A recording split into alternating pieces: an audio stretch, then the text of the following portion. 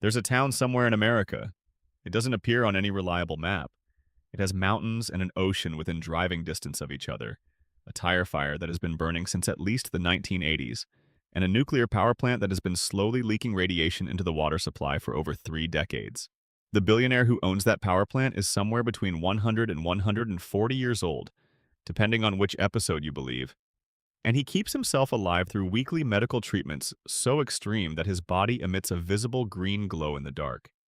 The safety inspector responsible for preventing a nuclear catastrophe in this town has an IQ somewhere around 55, a crayon lodged in his brain since childhood, and a documented history of falling asleep at his workstation. He once caused a minor nuclear incident by throwing a donut into the reactor core to see what would happen. His youngest daughter, who appears to be 1 year old, shot that billionaire in a parking lot, was briefly identified as the primary suspect in the investigation, and was released without charges because, as the police chief put it, no jury in the world would convict a baby. She has not spoken since. She does not intend to. Welcome to Springfield. Get comfortable. Turn the lights down if you want. This is going to take a while. Section 1. The Town That Time Forgot. The Geography Problem. Let's start with something that sounds simple and turns out to be one of the strangest puzzles in the entire history of American television. Where is Springfield? Not in the metaphorical sense, not the philosophical question of what Springfield represents. The literal geographic question. What state is it in? What part of the country? What is the zip code? Where on an actual map would you find the town where the Simpsons have lived for 36 years? The answer, after all this time, is that nobody knows. And the longer you sit with that, the more unsettling it becomes. This isn't an accident. It isn't an oversight from a writer's room that got sloppy with the details. The ambiguity of Springfield's location is the single most deliberately maintained mystery in the show's entire run, and the evidence for that deliberateness is overwhelming. The show has teased answers and then contradicted them. It has offered clues and then placed those clues in direct conflict with other clues from other episodes. It has had its own creator confess the answer on the record and then continued making episodes that made that answer impossible. Springfield is a town that exists, as far as the show is concerned, in a state of permanent geographic superposition. It is everywhere and nowhere simultaneously. It occupies every region of America and no region in particular.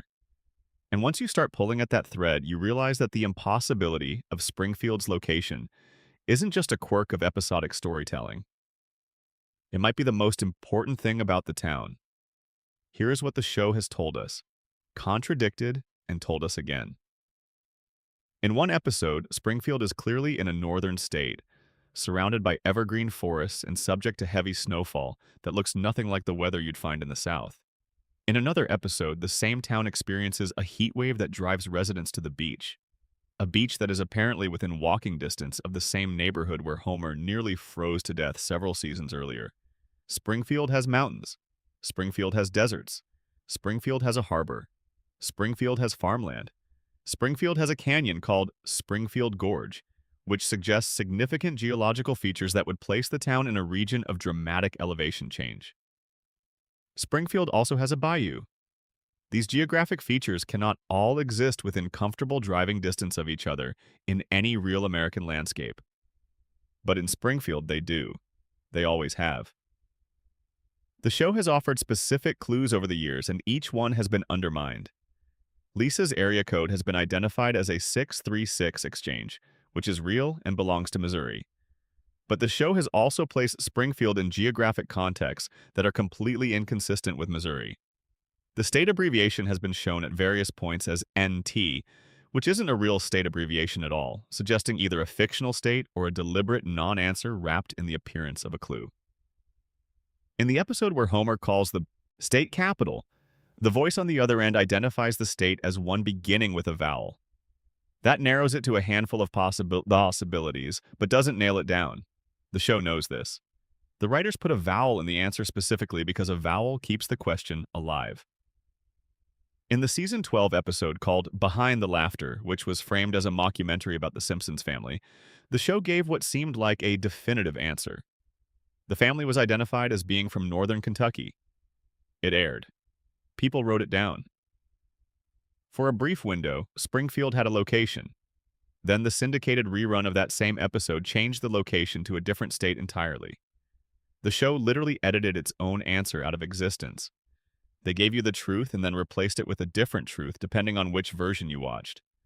The answer isn't fixed. It never was. Matt Groening, the show's creator, addressed this directly in a 2012 interview with Smithsonian Magazine. He said he named the town Springfield because it's one of the most common city names in America. There are Springfields in nearly every state. He said he chose it because he wanted the town to feel like it could be anywhere, and because he grew up near Springfield, Oregon. For approximately 48 hours, the internet treated this as a solved mystery. Springfield was in Oregon. The question was answered.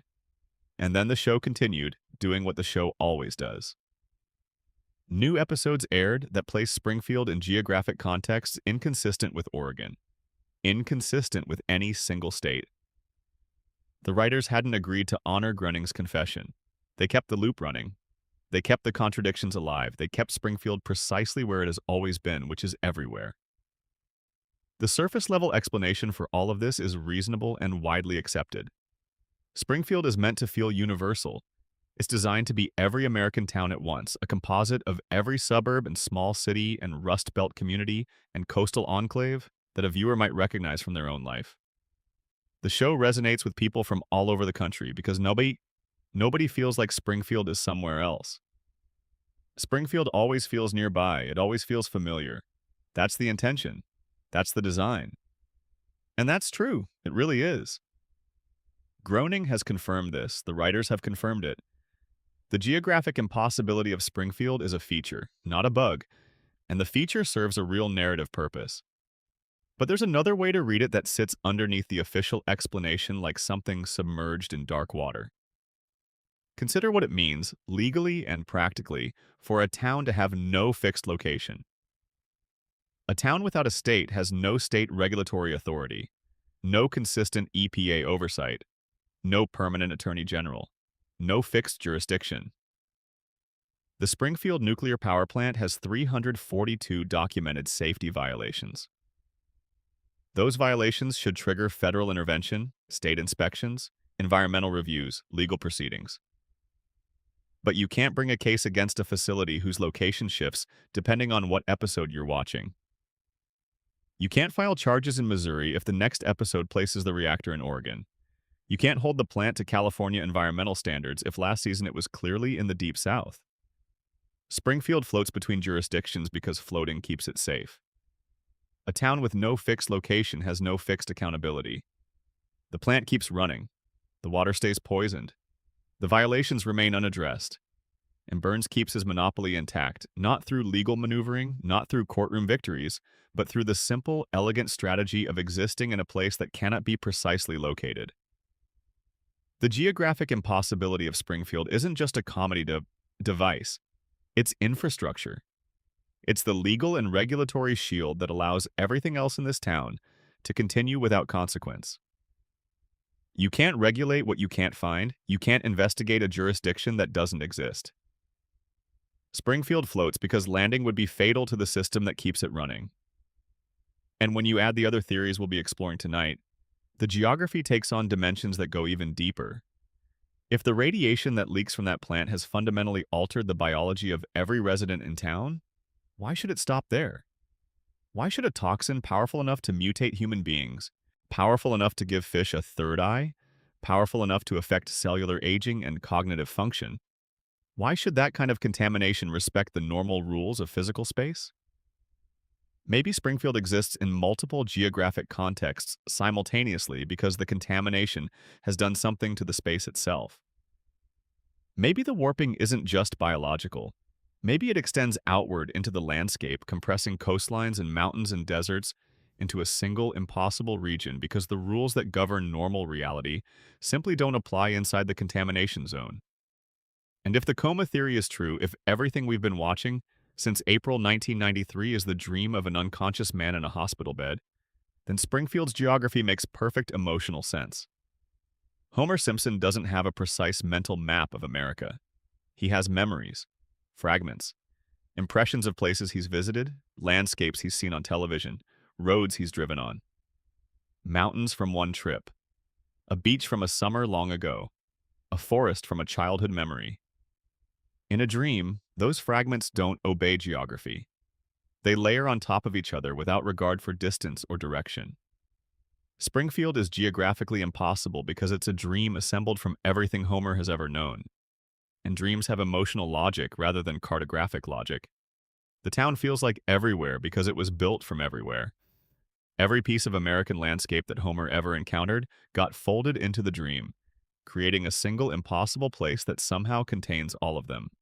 There is one final reading of Springfield's geographic mystery, and it connects to an episode we'll spend significant time with later tonight.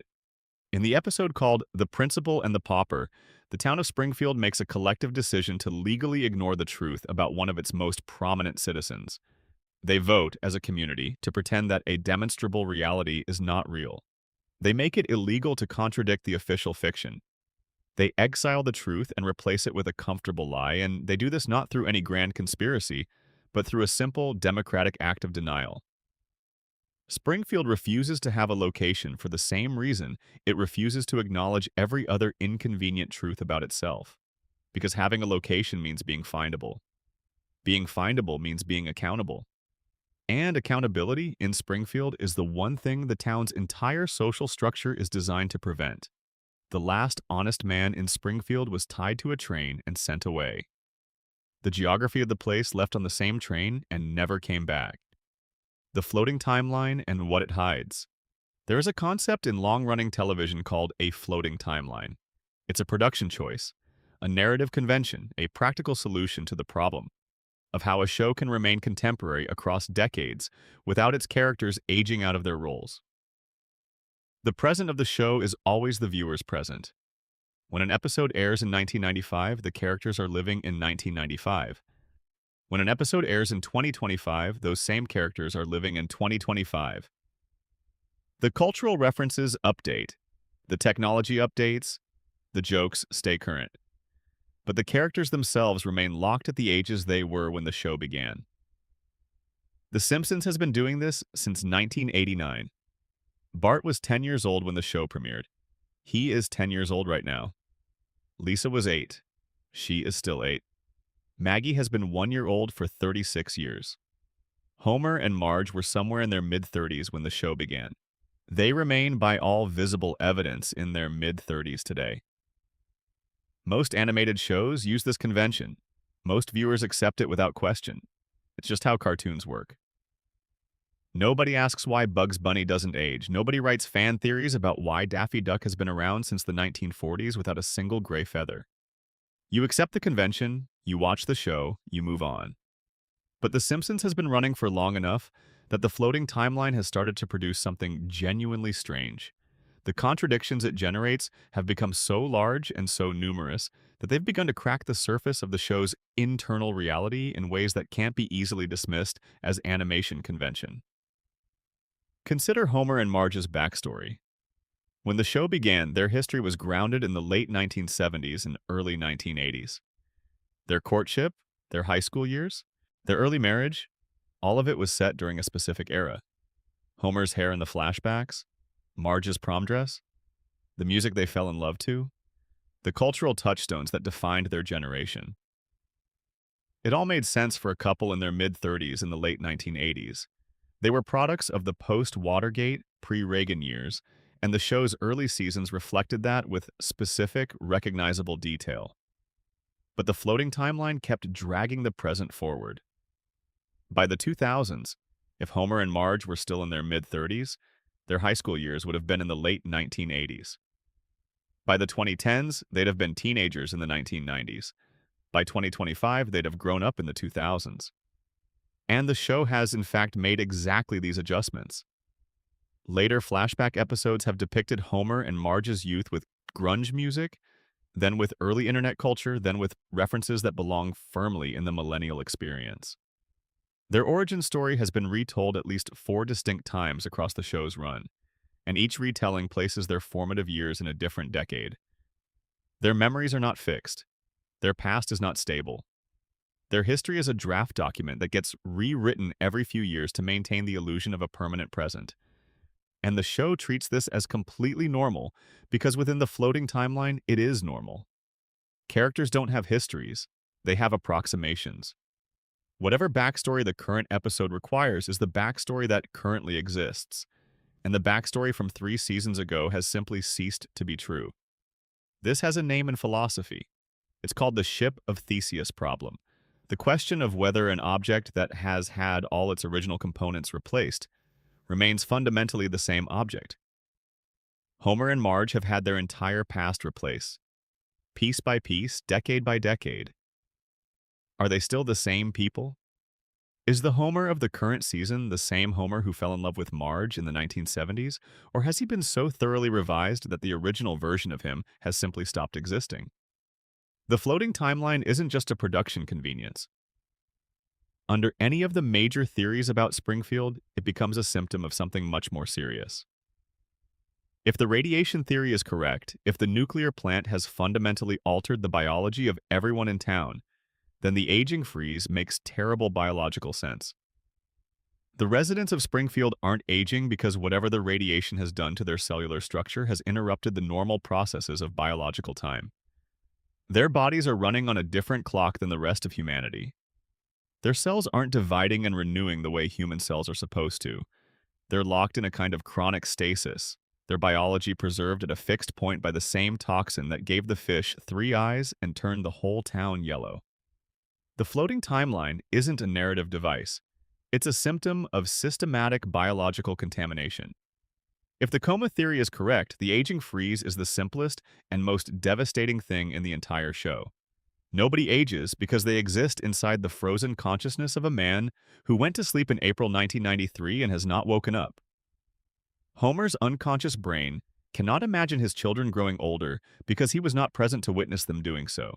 His mental model of his family is fixed at the last moment. He experienced them consciously. Bart will always be 10 because the last time a Homer saw Bart with clear eyes, Bart was 10. Lisa will always be 8. Marge will always look exactly the way she looked the day the vending machine fell. The floating timeline is Homer's love for his family, expressed as temporal paralysis. He cannot let them age because aging means losing them to time, and Homer's coma brain, however damaged, however slowly deteriorating, will not surrender the people it loves to the march of years. If the collective denial theory from the principal and the pauper is correct, the town simply votes to ignore the passage of time the same way it votes to ignore everything else. Springfield has agreed, through its characteristic unspoken social contract, that the children will not grow up and the adults will not grow old, and the timeline will not advance, because advancing would require acknowledging how much has happened and how much has been lost and how many things are wrong. The floating timeline is Springfield's most successful act of collective amnesia. They've suppressed time itself the same way they suppress the truth about their principle. And here's where the floating timeline becomes the thing that ties every other mystery together, because every major theory about Springfield, the radiation, the coma, the collective denial, the immortality of Burns, all of them are fundamentally theories about why time doesn't work in Springfield. All of them are trying to explain the same impossible fact from different directions. The show set itself a single central paradox at the very beginning and has been running from it, toward it, and around it for 36 years. Time stopped in Springfield. Everything else is a consequence of that. The show has imagined its characters aging. It's capable of it. In the season 6 episode called Lisa's Wedding, the show flashes forward to a future where Lisa is a young woman in her early 20s, engaged to be married. The episode is detailed and emotionally specific. Lisa has become the person the show has always suggested she'd become, brilliant and principled and searching, slightly isolated from a world that doesn't quite understand her. Homer is older. Marge is older. The house is different. The future feels real. But it ends. The flash forward closes. Lisa returns to being 8 years old. The future is sealed behind a door that opens only for single episodes, glimpsed and then locked away. Because if Springfield's future became the present, the show would have to let the Simpsons grow up. And growing up means the end of the loop. And the end of the loop means admitting that 36 years have passed, that the audience has grown older, that the couch we sat on as children while watching that first season premiere belongs to a version of ourselves that no longer exists. Springfield doesn't age because we don't want it to. The floating timeline isn't a narrative device, it's a contract between the show and its audience. We'll keep them young if you keep watching. We'll hold the clock still if you promise never to look directly at what that stillness means. Time stopped in Springfield because we stopped it. And every theory about why it stopped, the radiation and the coma and the denial, are all just different ways of explaining a choice that the audience made a long time ago without quite knowing they were making it. We pressed pause in 1989. We never pressed play. And now we live in the loop with The Simpsons, watching the same family in the same house, ageless and frozen and endlessly patient, waiting for us to notice that something is wrong and maybe also hoping that we never do. Section 2. The Radiation Conspiracy. 342 violations. Let's talk about the Springfield nuclear power plant. Not as a background element, not as a place Homer goes to work in the opening credits. Let's talk about it as what it actually is within the show's canonical universe, which is one of the most catastrophically dangerous and deliberately neglected industrial facilities in the history of fiction. The plant is a 2-unit pressurized water reactor owned and operated by Charles Montgomery Burns. It provides the primary electrical power for the entire town of Springfield and has been doing so for decades. It employs a significant portion of Springfield's working population. It dominates the town's skyline. It is the economic engine around which the entire community revolves. And it is, by any measurable standard, a disaster in slow motion. A surprise safety inspection revealed 342 violations. Not 3, not 30. 342 separate documented instances where the facility failed to meet the minimum legal requirements for safe operation of a nuclear reactor. The estimated cost to bring the plant into compliance was $56 million. Burns refused to spend it, not because the money wasn't available. Burns is a billionaire many times over. He refused because spending it would mean acknowledging the violations existed. Acknowledging the violations would mean someone might start asking what those violations had already done to the people living downwind and downstream and in the general vicinity of a leaking reactor for the past several decades. The violations aren't paperwork issues. They aren't administrative technicalities. The show has been specific about what they include. Radioactive waste being dumped directly into bodies of water. Radioactive waste being left on children's playgrounds. Plutonium being used as a paperweight on someone's desk. Cracked cooling towers that were patched with a piece of chewing gum. Luminous rats running through the facility's lower levels. And then there's the one that the show mentions once, in passing, and never revisits. Human skeletons in the basement. Not one skeleton. Not the skeletal remains of someone who died of old age in an office chair and was never discovered. Skeletons. Plural. Human remains in the basement of an operating nuclear power plant. The show shows you the bones and moves on.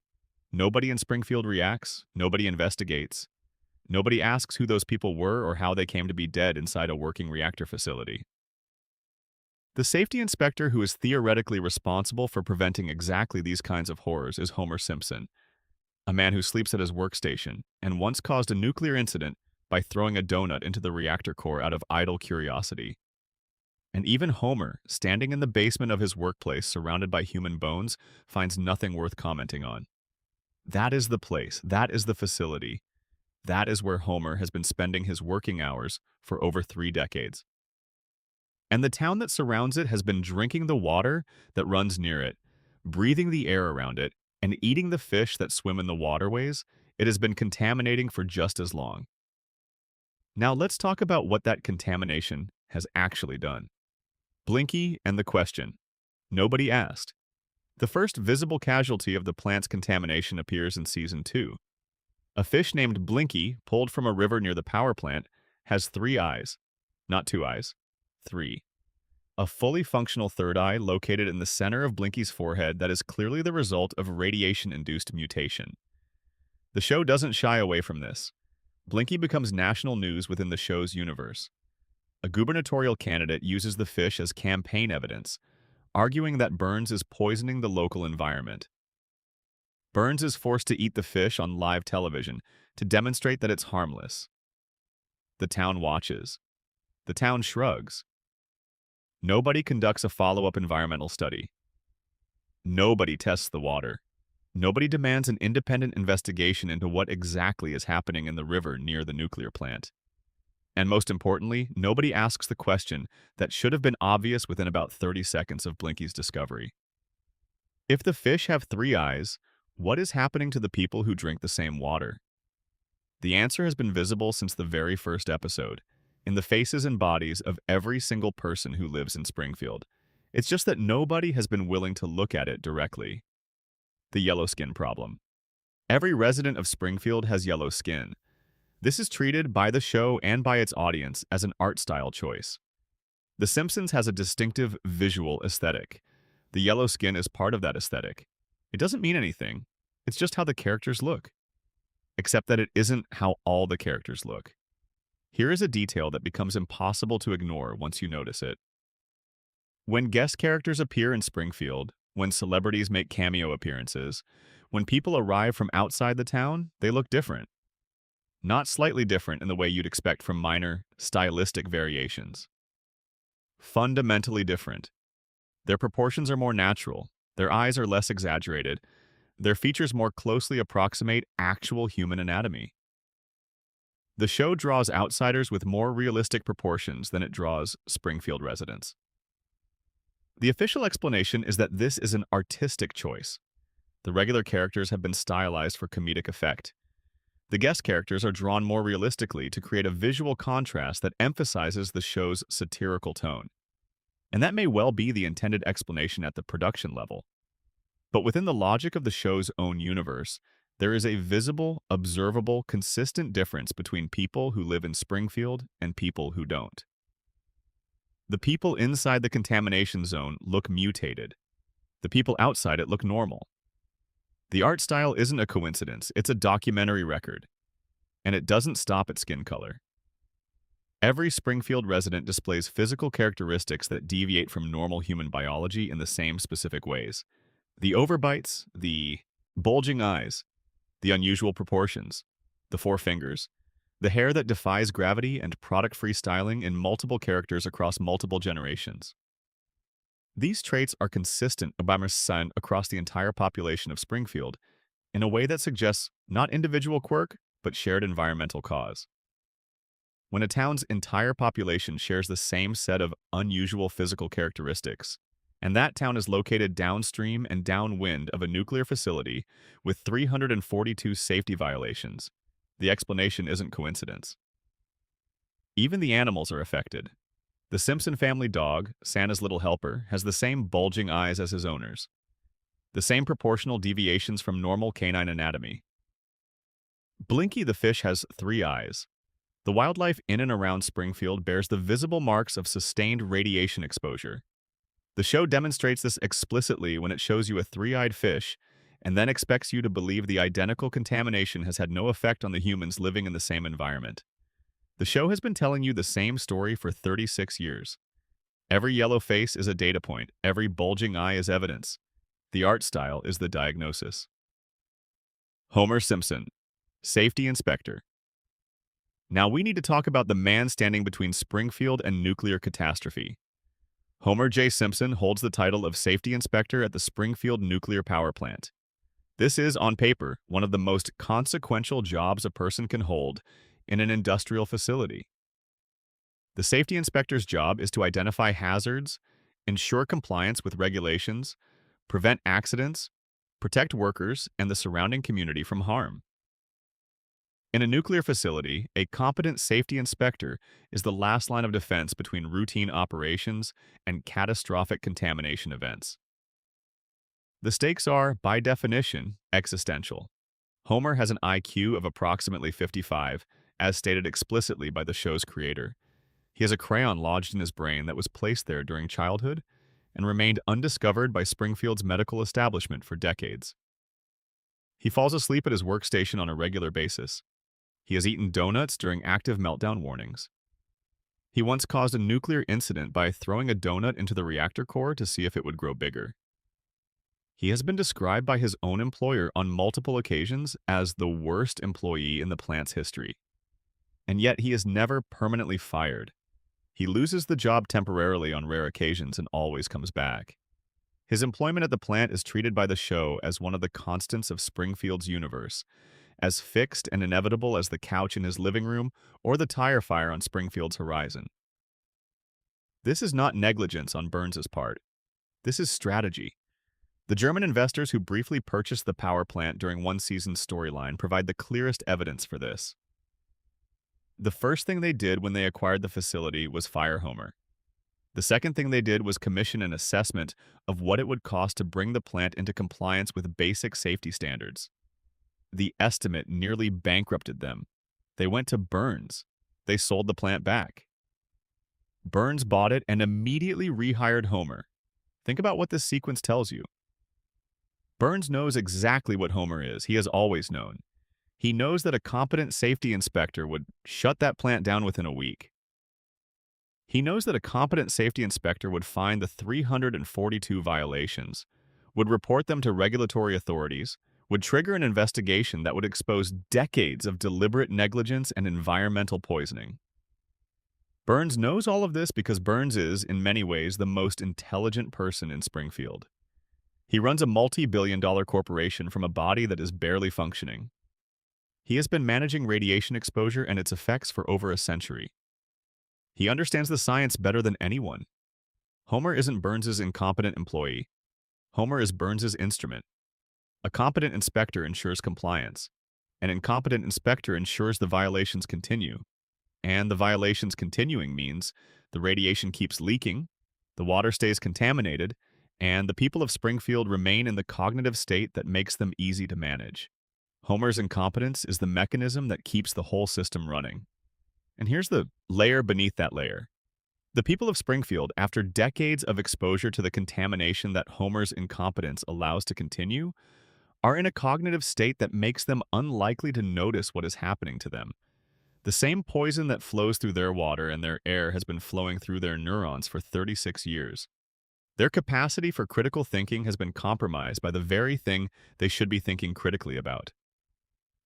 They cannot analyze their situation because their analysis tools have been damaged by their situation.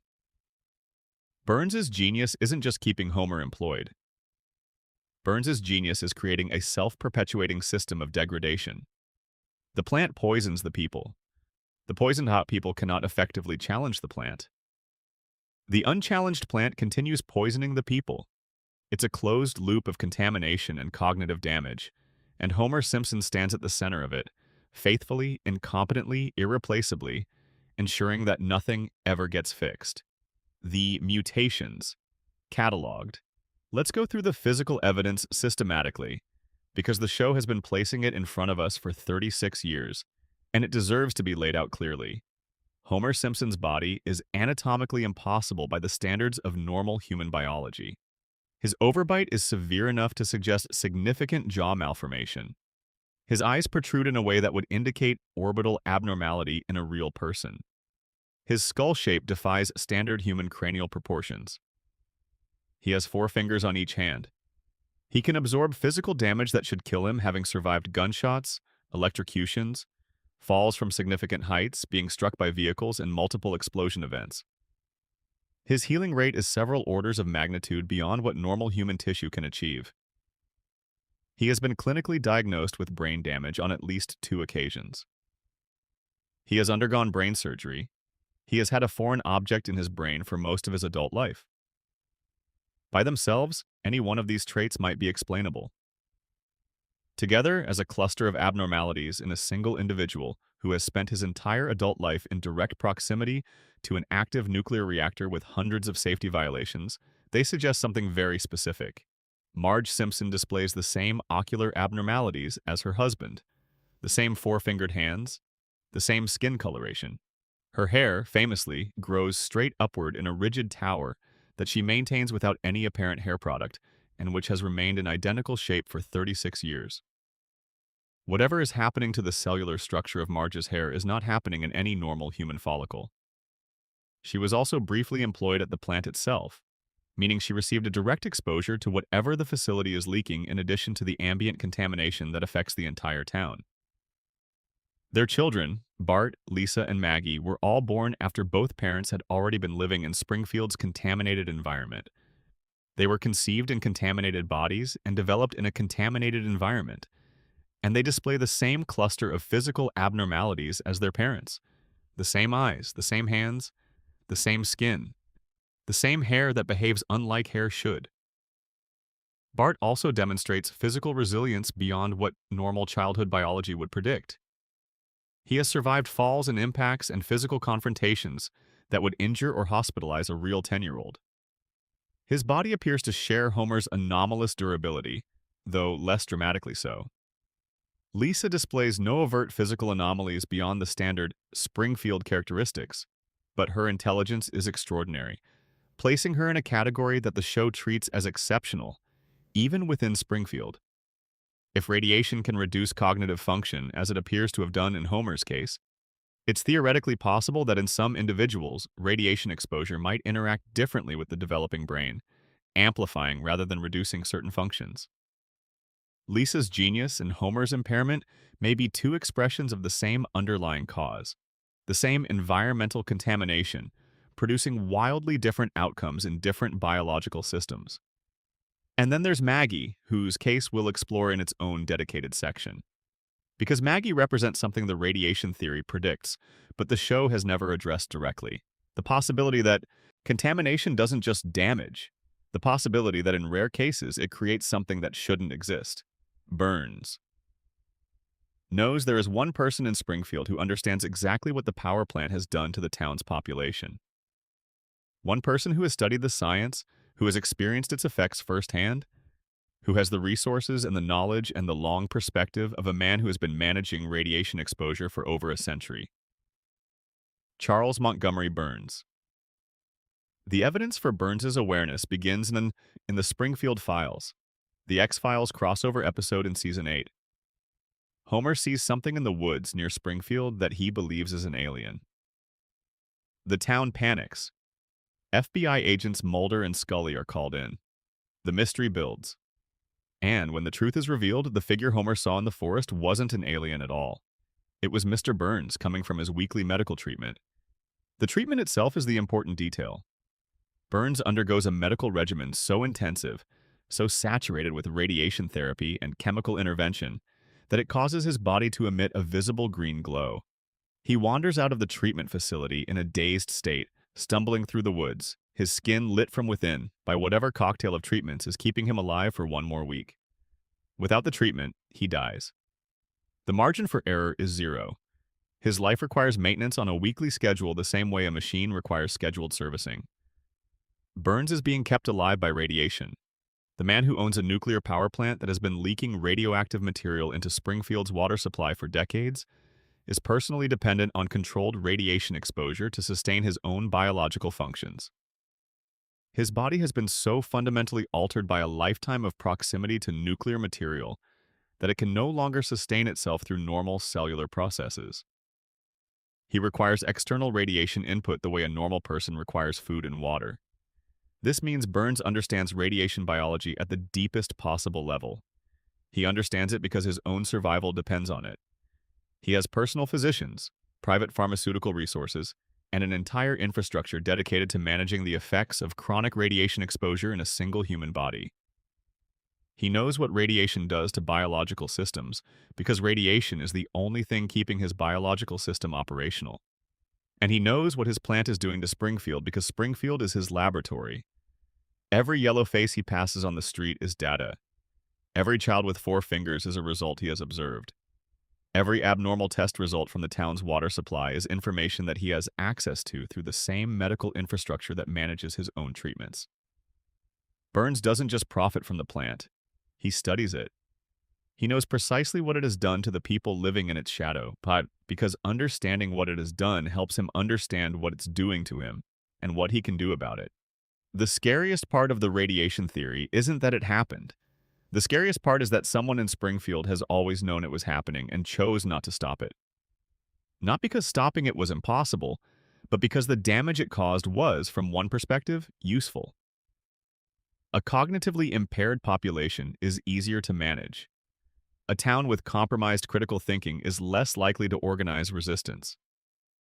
A workforce whose capacity for analysis has been eroded by chronic neurological exposure is unlikely to examine their employment situation clearly enough to demand better conditions. Burns needed workers who would stay in dangerous jobs without complaint. Who would tolerate conditions that any clear-eyed person would refuse? Who would accept a reality that no unimpaired mind would accept as normal? The radiation didn't just happen to Springfield, it was managed. The violations were allowed to continue. Homer was kept employed precisely because of his impairment, and the population that might have challenged any of this has been drinking from the same poisoned wells long enough that the challenge never quite forms. The fog is too thick, and the people inside it have forgotten what the air was supposed to taste like. The Three Stooges. There is a scene in The Simpsons that has been quoted and referenced more than almost anything else in the show's history. It has been described as one of the most darkly comic moments in the entire series. And under the radiation theory, it becomes something considerably more unsettling than funny. Burns goes to the doctor. This is, in itself, notable because Burns visiting any medical facility other than his private treatment center is an unusual event. The doctor examines him. The doctor runs tests, and the doctor delivers his findings. Burns has every disease. Every single disease known to medical science is present in his body simultaneously. Every pathogen, every condition, every illness. They are all there, all active, all present at the same time. But here's the thing, none of them can kill him. Because they are all present simultaneously, they create a biological gridlock. Each disease is blocking every other disease from advancing. They are all trying to kill Burns at the same time, and because they're all trying to do it at once, none of them can get through. The doctor calls this the Three Stooges syndrome, comparing it to three people all trying to squeeze through a doorway at the same moment. Nobody moves, the doorway is blocked, and Burns, impossibly, walks out of the office in better condition than he walked in, because having every disease turns out to be equivalent, biologically, to having none. The show plays this for laughs. It's one of the most beloved comedic beats in the entire series. But if you accept that Burns's survival depends on his weekly radiation treatments, the punchline changes. Burns's body isn't maintaining this disease equilibrium through any natural process. The treatments are managing it. The controlled radiation exposure that keeps Burns alive is also what maintains the precise balance between his simultaneous illnesses, keeping every condition in perfect stasis, preventing any single pathology from gaining enough ground to kill him. It's not medicine. It's nuclear maintenance. Burns's body is a reactor, and the weekly treatments are the equivalent of adjusting the control rods to prevent a meltdown. Remove the treatments, and the equilibrium collapses. Every disease surges forward simultaneously, and Burns dies within a week of everything at once. This is why Smithers' devotion to Burns goes beyond simple loyalty. Smithers manages Burns's treatment schedule. Smithers ensures Burns never misses an appointment. Smithers monitors Burns's physical condition with the kind of obsessive attention that no mere employee would maintain. And the show has established repeatedly that without Smithers, Burns would be helpless. Not emotionally dependent, physically dependent. Smithers is the only person in Springfield who fully understands the medical protocol that keeps Burns alive. His absence isn't an inconvenience, it's a death sentence. And Smithers knows this. He has always known this. His devotion isn't just emotional, it's functional. He is keeping Burns alive through sheer logistical competence, and that knowledge is the foundation of everything between them. Section 3. The Coma Theory. The episode that changed everything. On April 1st, 1993, the 18th episode of the show's 4th season aired. The title was So It's Come to This, a Simpsons clip show. The premise was simple enough. Bart escalates a series of April Fool's pranks on Homer until one of them ends in genuine catastrophe. He takes one of Homer's beer cans to an auto body shop and places it inside an industrial paint shaker. When Homer opens the can, the explosion sends him to the hospital. While Homer is lying in his hospital bed recovering from the explosion, He spots a vending machine across the room. He wants a candy bar. He gets up. The machine tips forward. It crushes him. And Homer Simpson flatlines and enters a coma. Not a dream sequence. Not a cutaway gag. A real, clinical, medically depicted coma that lasts for 7 weeks in show. The episode ends with what appears to be a resolution. Bart tearfully confesses at Homer's bedside that the whole thing was his fault. Homer springs awake. He immediately begins strangling his son. The family laughs. Everything seems to return to normal. The show moves forward into 32 more years of episodes as though nothing irreversible happened. But in the final moments of that same episode, almost as a footnote, the show tells you something.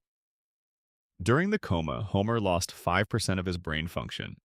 5% gone, permanently destroyed, never coming back. And Homer's reaction to being told he has suffered permanent brain damage is to laugh, though he admits he doesn't understand why he's laughing. The family finds this charming. The episode ends. Season 5 begins. Unless Homer never woke up.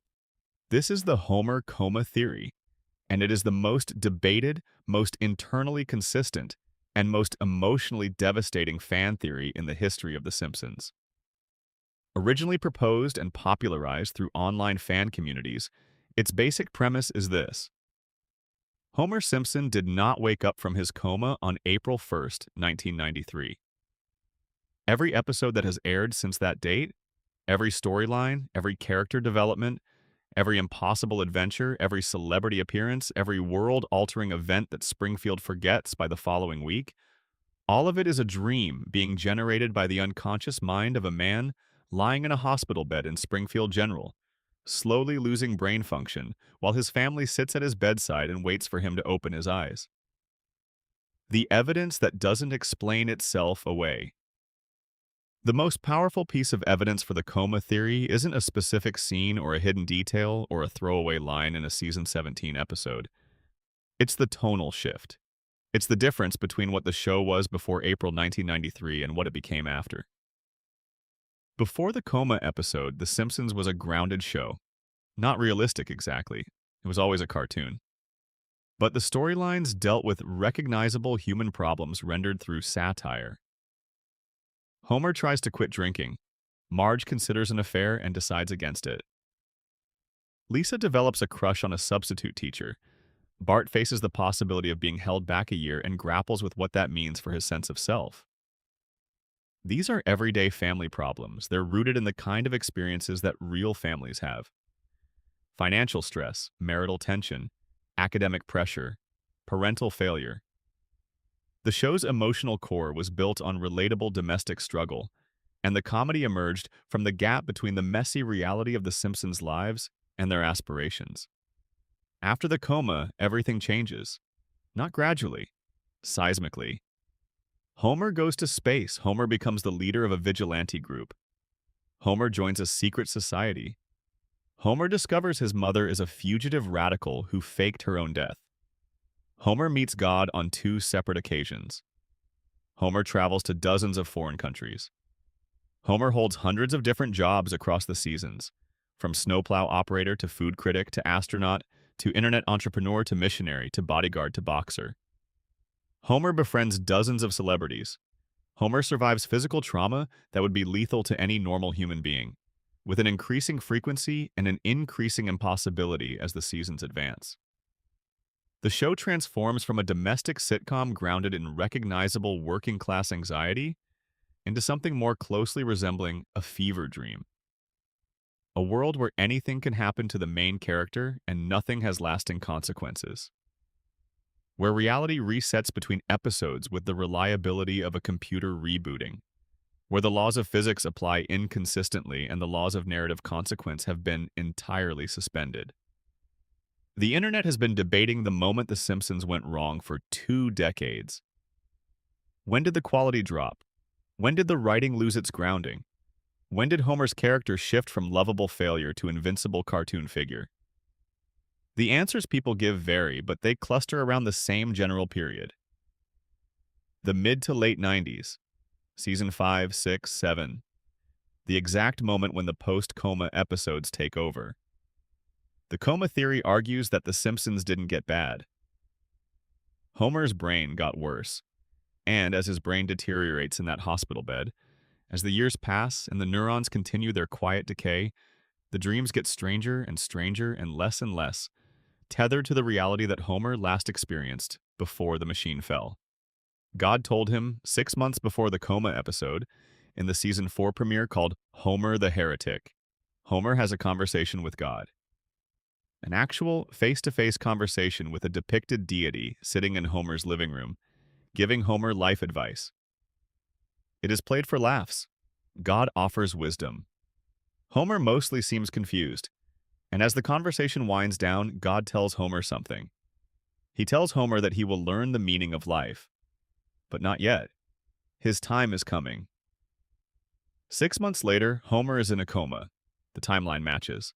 God told Homer in the show's own canonical chronology that his time was approaching, that the moment when things would be revealed to him was near. And 6 months later, Homer's conscious life ended and the dream began. What the show presents as a charming theological gag reads through the coma theory as a prophecy. God was telling Homer that his waking life was almost over, that what followed would be a different kind of existence, that the revelation was coming, and the revelation was the long dream of an unconscious man trying to hold on to his family with the last flickering circuits of a failing mind. Homer the Heretic aired in September 1992. The coma episode aired in April 1993. God's warning and Homer's collapse are separated by exactly 6 months. That is not a coincidence that the coma theory requires you to believe. That is a coincidence that the show placed there, either deliberately or through the kind of layered, unconscious craftsmanship that emerges in a writer's room that has been living with these characters for years. Either way, it's there. God told Homer his time was coming. And it came. Why nobody ages. We've already talked about the floating timeline as a production convention and as a symptom of multiple competing theories about Springfield's nature.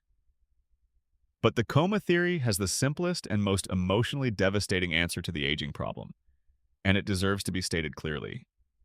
Nobody in Springfield ages because they exist inside the frozen mind of a man who went to sleep in 1993. Homer's unconscious brain cannot imagine his children growing up because he was not present to see it happen. His mental model of his family is the one that existed at the moment the vending machine fell. Bart was 10. Lisa was 8. Maggie was 1. Marge looked exactly the way she looks in every episode, because that's how she looked the last time Homer saw her with conscious, functioning eyes. His friends haven't changed because his memory of them is frozen at the last moment he experienced them. His house is the same because his memory of his house is fixed at the moment he stopped being present in it. The coma brain preserves the world exactly as it was on the day it lost consciousness. Not out of trauma, not out of damage, but out of love. Out of the desperate need to hold on to something that was slipping away. Homer's unconscious mind built a world out of the last thing it clearly remembered, and it has been running that world on a loop ever since, because the loop is all it has. This explains something that no other theory explains as elegantly. The reason the world in Springfield resets after every catastrophic event. The reason the dome gets removed and the town forgets it was ever sealed. The reason the plant keeps running despite every near disaster and investigation and crisis. In Homer's dream, the world resets because that's what his brain can manage. It can't maintain continuity of consequence. It can only maintain the essential thing, which is that the family is together and the house is standing, and the kids are still young and nothing has ended yet. The reset isn't lazy writing. The reset is the sound of a man's brain refusing to let the story progress to its conclusion. Because the conclusion of the story is Homer's children, growing up and leaving, and Marge growing older, and eventually the house on Evergreen Terrace sitting quiet and empty, and Homer himself in that hospital bed, finally, irreversibly, running out of dream. The celebrity flood. One of the most frequently cited criticisms of The Simpsons in its later seasons is the proliferation of celebrity guest appearances. Earlier seasons had notable guest stars, but They were integrated into the story in meaningful ways. The celebrity was there to serve a narrative function, not to be recognized. In later seasons, the celebrity cameos become more frequent and less motivated. Famous people show up in Springfield with increasing regularity, often for little apparent narrative reason beyond the fact of their celebrity. It starts to feel less like storytelling and more like a parade. The coma theory has an answer for this that is genuinely unsettling once you consider it. Homer's unconscious brain in that hospital bed is not isolated from external stimuli. Coma patients are often described as existing in a state of reduced rather than absent awareness. Ambient sounds penetrate. Voices from the room, the television if it's on, radio, conversations at the bedside, the unconscious mind, receives these fragments of external reality and incorporates them into the dream state, processed and transformed by the dreaming brain into characters and scenes and narrative. Every celebrity who shows up in Springfield in the show's later seasons, by this reading, is a voice Homer heard through the fog of his coma, a name spoken by a nurse, a face glimpsed through the flickering gap between consciousness and dream, a song playing somewhere in the hospital corridor. Homer's brain absorbs these fragments and weaves them into the story it's telling itself, giving them faces and dialogue and roles in the Springfield universe because that's what dreaming brains do with the data they receive. They make characters out of sounds. They build stories from fragments. The celebrity flood isn't a production choice that the writers made in response to network pressure. It's the natural consequence of a dreaming brain that has been exposed to 30-plus years of ambient media from a hospital bed and incorporated all of it into the dream. Every famous person who has appeared in Springfield is someone Homer heard.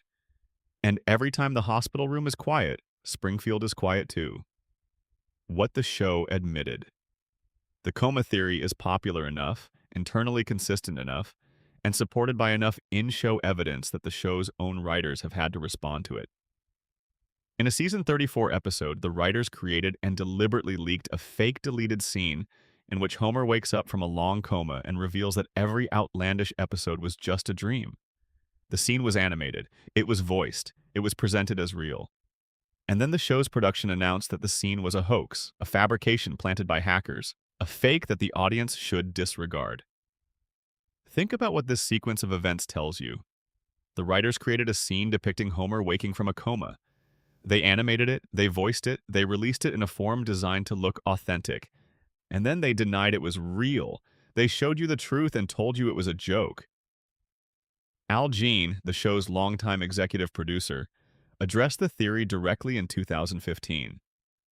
He said it isn't true. He dismissed it as fan speculation. He said Homer is not in a coma, and the show has never intended to suggest that he is. But Al Jean didn't explain why nobody ages. He didn't explain the tonal shift after season 4. He didn't explain the conversation with God. He didn't explain why the show has become progressively more surreal and detached from reality with each passing season, which is exactly the pattern you would expect from a dream being generated by a brain that is slowly deteriorating. He said it isn't true. He moved on. And the theory remained exactly as internally consistent as it was before he spoke. The show will never confirm the coma theory. It cannot confirm it. Confirming it would mean ending the show or at minimum fundamentally altering its relationship with its audience in ways that the production simply cannot sustain. But the show has also never produced a satisfying counterargument. Every official denial is a non-answer. Every dismissal sidesteps the evidence. And every season that passes, with its increasingly impossible plots and its endless celebrity parade and its compulsively resetting reality, adds more data to the pile. Homer Simpson went into a coma in April 1993. He told you what was happening in the episode where it happened.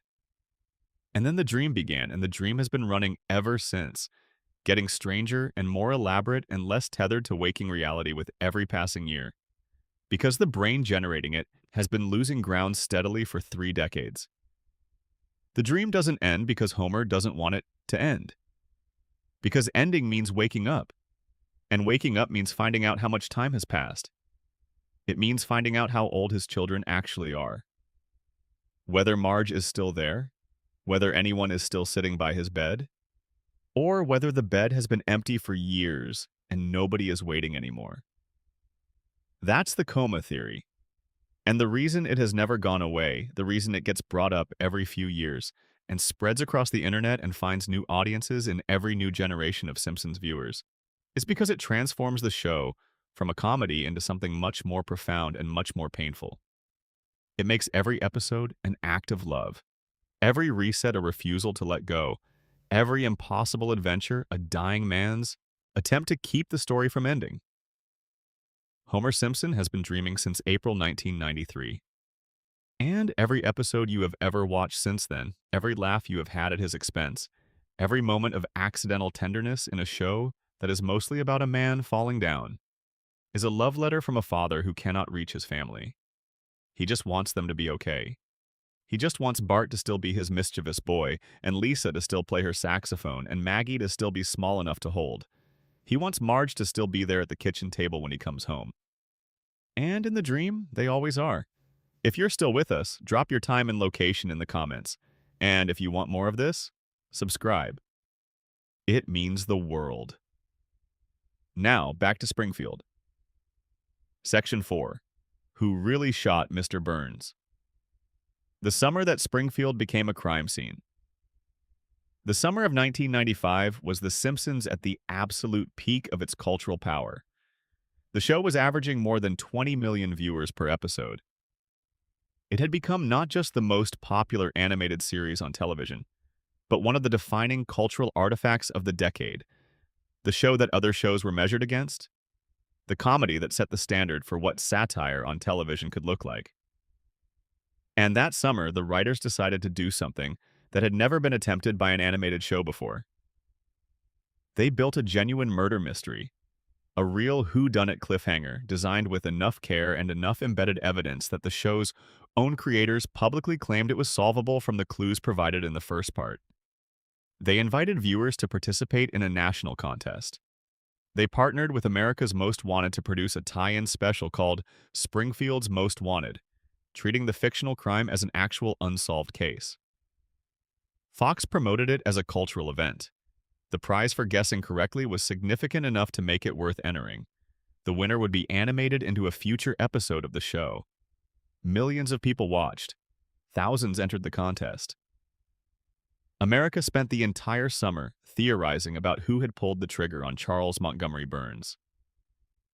And when the answer was finally revealed in September 1995, almost nobody had guessed it. The person who was ultimately given the prize was chosen randomly from the entry pool because none of the randomly sampled entries contained the correct answer. The show's writers acknowledged, in the DVD commentary for those episodes, that they were aware of exactly one person who posted the correct answer online on the night of the original broadcast. One person using a college internet account that had been deactivated by the time the producers tried to track them down. They issued an open invitation on the DVD release for that person to come forward and claim what was rightfully theirs. As far as anyone knows, they never did. Think about what this means. The show's creators designed a mystery, built a national promotional campaign around the claim that it was solvable, and when the answer arrived, essentially the entire viewing audience had failed to solve it.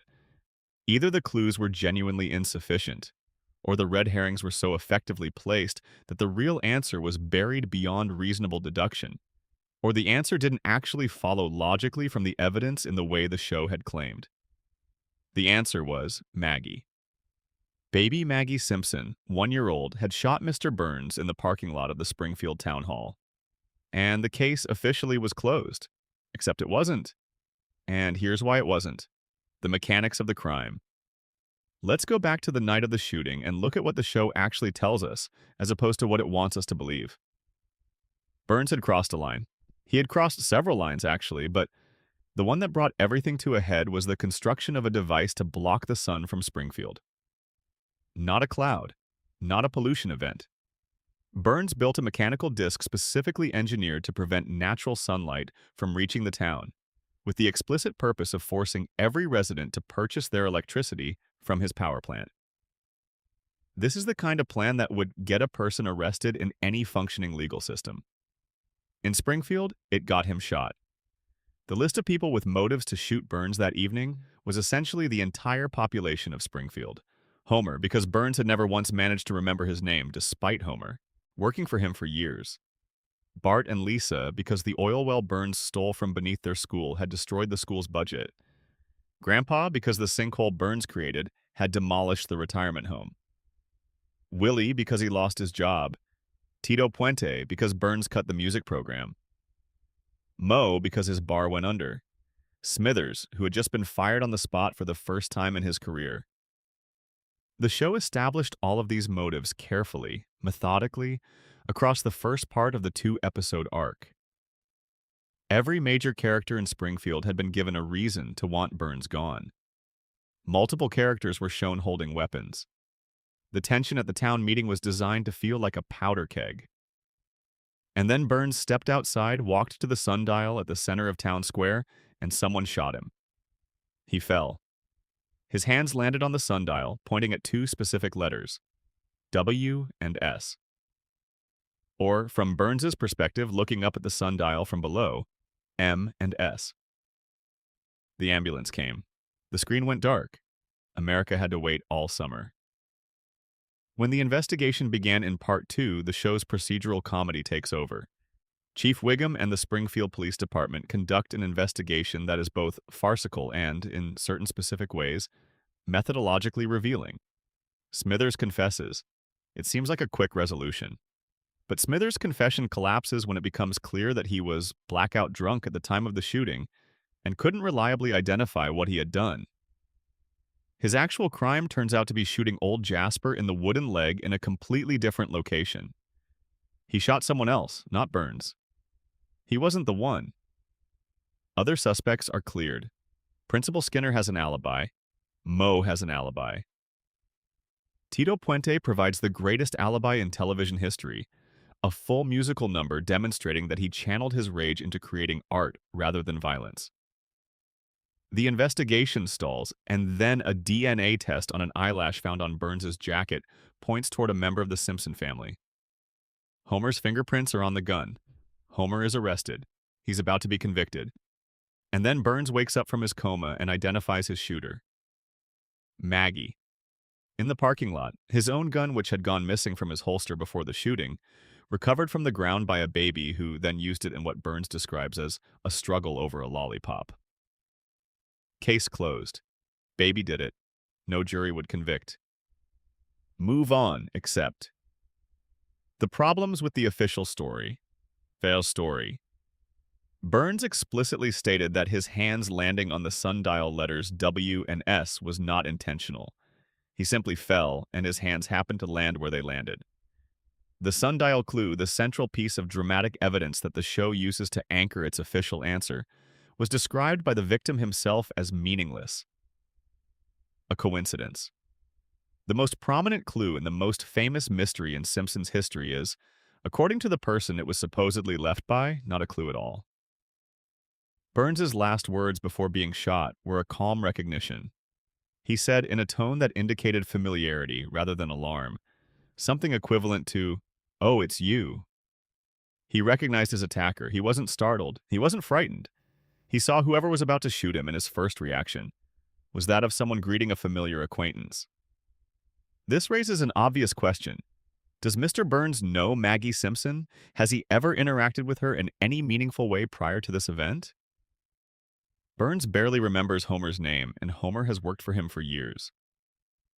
The idea that Burns would look at a baby in a parking lot and react with the specific, calm recognition of someone seeing a person they know is difficult to reconcile with everything the show has established about Burns's relationship with the Simpson family. He doesn't know them. He knows Homer works for him in a vague, names-escaping-him sort of way. The idea that he would look at their infant daughter and say, "Oh, it's you," as though greeting an expected visitor, stretches credulity considerably. There's also the question of Burns's mental state at the time he identified his shooter. He had just woken up from a coma. He had a bullet wound. He had presumably been administered significant quantities of pain medication. And the identification he made from this state of impaired consciousness was immediately accepted as definitive by a police department with a documented history of incompetence. No one in the room asked whether a man who had just regained consciousness from a gunshot-induced coma was in a reliable condition to identify the person who had shot him. In season 18, several years after the original episode, Homer openly claims in conversation that he was actually the one who shot Burns. He says it casually, without dramatic buildup, without it being the focus of the scene. Nobody reacts. Nobody investigates. Nobody reopens the case. Homer confesses to the attempted murder of the richest man in Springfield, and the show treats it as a throwaway line. Either Homer is lying for attention, which is entirely consistent with his character, or the official verdict was wrong. And if it was wrong, Maggie was blamed for something her father did. A baby was made the official suspect in an attempted murder case. A baby who cannot testify, cannot defend herself, cannot explain her actions, and cannot be prosecuted. The most convenient possible suspect. An infant who would carry the label of would-be killer without any of the consequences that would attach to an adult in the same position. In a town that has demonstrated a remarkable capacity for choosing convenient lies over inconvenient truths, blaming the baby is almost elegant in its simplicity. The Marge theory. One of the most carefully constructed alternate readings of the Burns shooting comes from a theory built on a foundation of in-show evidence that the official narrative requires you to ignore. Marge Simpson had as much motive to shoot Burns as anyone in Springfield. Burns had stolen funding from her children's school. Burns had injured her family's dog. Burns had blocked the sun from her neighborhood and her family's home. Marge had watched with increasing frustration and helplessness as the richest man in town systematically dismantled the quality of life of everyone she loved. She is patient. She is patient beyond the normal human capacity for patience. But patience has limits. Here is the piece of evidence that the Marge theory rests on. In an earlier episode called Marge Gets a Job, Burns develops a significant infatuation with Marge. He pursues her. He is awkward about it in the way that ancient, powerful men are sometimes awkward about their attractions. He does not succeed. But the infatuation is established in the show's canonical record. Burns had feelings for Marge. Now apply that to the moment Burns was shot. He looked up at his attacker and said, with calm familiarity and without any fear, something equivalent to, "Oh, it's you." He recognized the person. He wasn't alarmed by their presence. If the shooter was Marge, Burns's reaction makes complete sense. He saw her. He recognized her. He wasn't going to call for help. He wasn't going to fight back. He would take the bullet from Marge Simpson before he would send her to prison. And when he woke up from his coma and looked around the hospital room and had to choose between identifying the woman he'd been infatuated with or pointing at the sundial and letting the town draw its own conclusions, he chose the latter. Maggie became the answer because Maggie was safe. Chief Wiggum said it himself. No jury would convict a baby. If someone in Springfield needed to protect a shooter, the cleanest possible solution was to redirect the evidence toward a suspect who could never face consequences. A 1-year-old cannot be tried. A 1-year-old cannot be imprisoned. A 1-year-old will not remember being accused when she grows up. Maggie was the perfect person to absorb the accusation. Not because she was guilty, but because her guilt was the only outcome that didn't require anyone to face the truth. The alternate endings. The strongest evidence that the official answer was not a predetermined outcome of the mystery, but rather a choice made by writers who considered multiple possibilities with equal seriousness, comes from the existence of fully produced alternate endings. A complete alternate resolution was animated, voiced, and finished, in which Smithers turns out to be the shooter. Not a rough draft. A complete broadcast-quality episode conclusion, with full animation, full voice performance, and a complete narrative resolution. This ending was shown in a clip show episode called The Simpsons 138th Episode Spectacular, hosted by Troy McClure. It is presented there as a joke ending that the show declined to use. But it was made. The labor and cost of producing a full alternate animated ending is not trivial. The writers took the Smithers ending seriously enough to animate it completely, which means at the point of production, the identity of the shooter was genuinely undecided. The mystery wasn't reverse engineered from a predetermined answer. The answer was still in motion during production, and the clues that existed in the aired episodes were not designed to point specifically to Maggie. They were designed to keep the question open. There was also a serious consideration of Barney Gumble as the shooter during an early draft stage. The writers reportedly considered this option because they weren't sure what else to do with Barney's character arc and thought sending him to prison could provide interesting story material. This was eventually abandoned. But its existence confirms that the identity of the shooter was not fixed during the creation of the first part. The mystery was genuinely open, and the clues were placed to serve a multiple possibility structure rather than to point uniquely at a single answer. The show knows its own official answer doesn't fully hold together. In the 138th episode Spectacular, Troy McClure dismisses the Smithers ending by noting that using it would require ignoring all the DNA evidence, which would be, he says, downright nutty. This is a direct reference to the O.J. Simpson trial, which had concluded earlier that same year with a verdict that many people believed ignored significant forensic evidence. The show is winking at the audience. It's telling you that official answers and correct answers are not necessarily the same thing. It's telling you that evidence can be ignored when powerful interests prefer a different outcome. It's putting the meta-commentary about its own mystery directly into the text of the episode, where the mystery is presented as resolved. The greatest mystery in Simpsons history was never solved.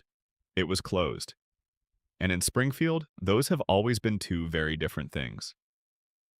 Section 5. The Immortality of Mr. Burns. The problem of 140 years, Charles Montgomery Burns is old.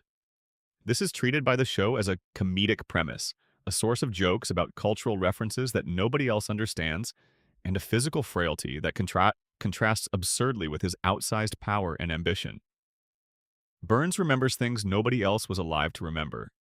He makes references to events from the early 20th century as personal memories. His body is so ancient and deteriorated that a single fly can knock him over. He is weak enough that children can push him without effort. He is so physically diminished that a piece of paper presented with some force can injure him. And yet he runs one of the most powerful private organizations in Springfield's economic ecosystem and has been doing so continuously for longer than anyone else in the show has been alive. The show has been inconsistent about Burns's exact age as it has been inconsistent about most things. But the canonical evidence places his birth somewhere in the late 1800s. He has referenced personal memories from before the turn of the 20th century. He has told stories about events from the 1910s as first-hand experiences. He attended Yale. He served in some capacity in World War II, though his service was morally ambiguous at best, and involved, among other things, stealing a $1 trillion bill from the United States government and keeping it hidden for decades. He has described the Gilded Age not as something he read about in history books, but as something he personally experienced. His family wealth predates the Industrial Revolution. His family dynasty extends back centuries. By the most conservative reading of the show's evidence, Burns is comfortably over 100 years old. By the most liberal reading, accounting for all the various and contradictory historical claims the show has made across nearly 800 episodes, he might be approaching 140. And he doesn't just exist at this age, he functions. His mind is sharp in ways that Homer's mind has never been. He plans, he schemes, he manipulates. He executes long-term strategies that require sustained cognitive effort, institutional memory, and a working understanding of modern finance, modern law, and modern technology. Burns is not senile. He is not confused. He is, in many ways, the most strategically capable intelligence in Springfield, operating with a ruthlessness and a precision that nobody else in town can match. The question isn't how Burns got this old. The question is what it has cost him. And the answer is everything, except his mind and his money. The weekly treatment. The Springfield Files provides the show's most explicit acknowledgement of what it takes to keep Burns alive. After Homer sees the glowing figure in the forest, after the panic and the FBI investigation and the buildup that promises an alien revelation, the truth turns out to be deeply mundane and deeply unsettling. Burns has a medical treatment. It happens once a week, on a fixed schedule, without exception. The treatment is so intensive, so loaded with experimental medical interventions, including controlled radiation therapy, that it gives his body a visible green glow. After each session, Burns wanders out of the facility in a dazed, euphoric state, too disoriented to navigate normally, stumbling through the surrounding woods in what amounts to a medically induced stupor, until his body processes enough of the treatment to permit coherent movement. The treatment keeps him alive for exactly 7 more days. Miss a session, and Burns dies. The margin for error is 0. His survival is maintained on a weekly schedule with the precision of a maintenance contract. This is not how human beings are supposed to stay alive. This is not medicine in any conventional sense. This is infrastructure. Burns's life is a machine that requires weekly servicing, and Smithers is the person who ensures the servicing happens. Without Smithers managing the appointments, ensuring Burns arrives on time, monitoring his condition after each session, Burns would miss a treatment. The treatment would expire. The diseases would surge, and Burns would die within a week of everything simultaneously. Consider the implications of this arrangement over a span of decades. Burns has been receiving these treatments for, presumably, most of his very long life.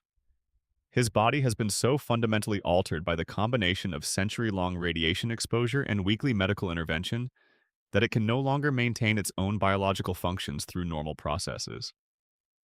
He is not a human being surviving through natural resilience. He is a biological system that has been so modified by chemical and radiation exposure that it has become something genuinely different from what it started as, something that can no longer function without external support. This explains the Three Stooges syndrome, the simultaneous presence of every known disease in Burns's body, all held in perfect equilibrium by the gridlock of their mutual competition, is not a natural biological state. It's the managed consequence of a century of radiation therapy and experimental treatment. Burns's weekly interventions don't cure his diseases. They keep each disease balanced against every other disease, preventing any single pathology from gaining dominance. The treatments are not medicine. They are the control rods in a biological reactor, and without them, the reactor melts down. The Burns Dynasty. There is a question lurking at the edge of the Burns immortality mystery that the show has never directly addressed. Burns is old. He has been kept alive through extraordinary means, but he was not always kept alive through these means. The specific treatment that currently maintains him, the weekly radiation therapy, is presumably a product of modern medical technology. It requires pharmaceutical infrastructure, technical knowledge, and equipment that did not exist 100 years ago. So how did Burns survive the years before this treatment existed? How did he get old enough to require weekly maintenance in the first place? How did a man whose body currently cannot sustain itself without weekly intervention manage to remain alive through the first half of the 20th century, through the Great Depression and 2 world wars, and the entire pre-modern medicine era? The show doesn't answer this directly, but it does establish that the Burns family has been in continuous control of their fortune for longer than most American institutions have existed. The family wealth predates the Industrial Revolution. The Burns dynasty extends back centuries. And the show has depicted Burns describing the long history of his family's power with the proprietorial ease of someone who didn't just inherit that history, but participated in making it. If the Burns family has maintained its continuous power for centuries, if previous generations of the Burns dynasty held and exercised authority across long historical spans, the question becomes whether the current Burns is the first of his line to seek extraordinary longevity, or whether the pursuit of extended life is itself a Burns family tradition. Did previous Burns patriarchs employ equivalent strategies appropriate to their era? Did they use methods available to wealthy men in the 19th century, the 18th century, even earlier, to extend their hold on power beyond normal human lifespans? The show doesn't confirm this, but it does establish that the Burns family's continuous power across centuries is unusual enough to require some explanation beyond simple generational succession. Normal family dynasties fragment. Normal fortunes subdivide across generations. Normal power structures face the disruption of inheritance and the uncertainty of whether the next generation will be as capable as the last. The Burns empire has remained coherent, powerful, and under the control of a single family line for an extraordinary length of time. That kind of continuity suggests either extraordinary luck, extraordinary adaptive capacity, or extraordinary measures applied across generations to ensure that the family's hold on power and possibly on life itself never loosened. Smithers, decoded. Wayland Smithers' devotion to Burns is one of the show's most analyzed character dynamics. On the surface, it reads as a combination of workplace loyalty and unrequited romantic attachment. Smithers loves Burns. Burns barely notices Smithers as an individual. The relationship is one of asymmetric devotion, with Smithers perpetually servicing a man who doesn't fully reciprocate his regard.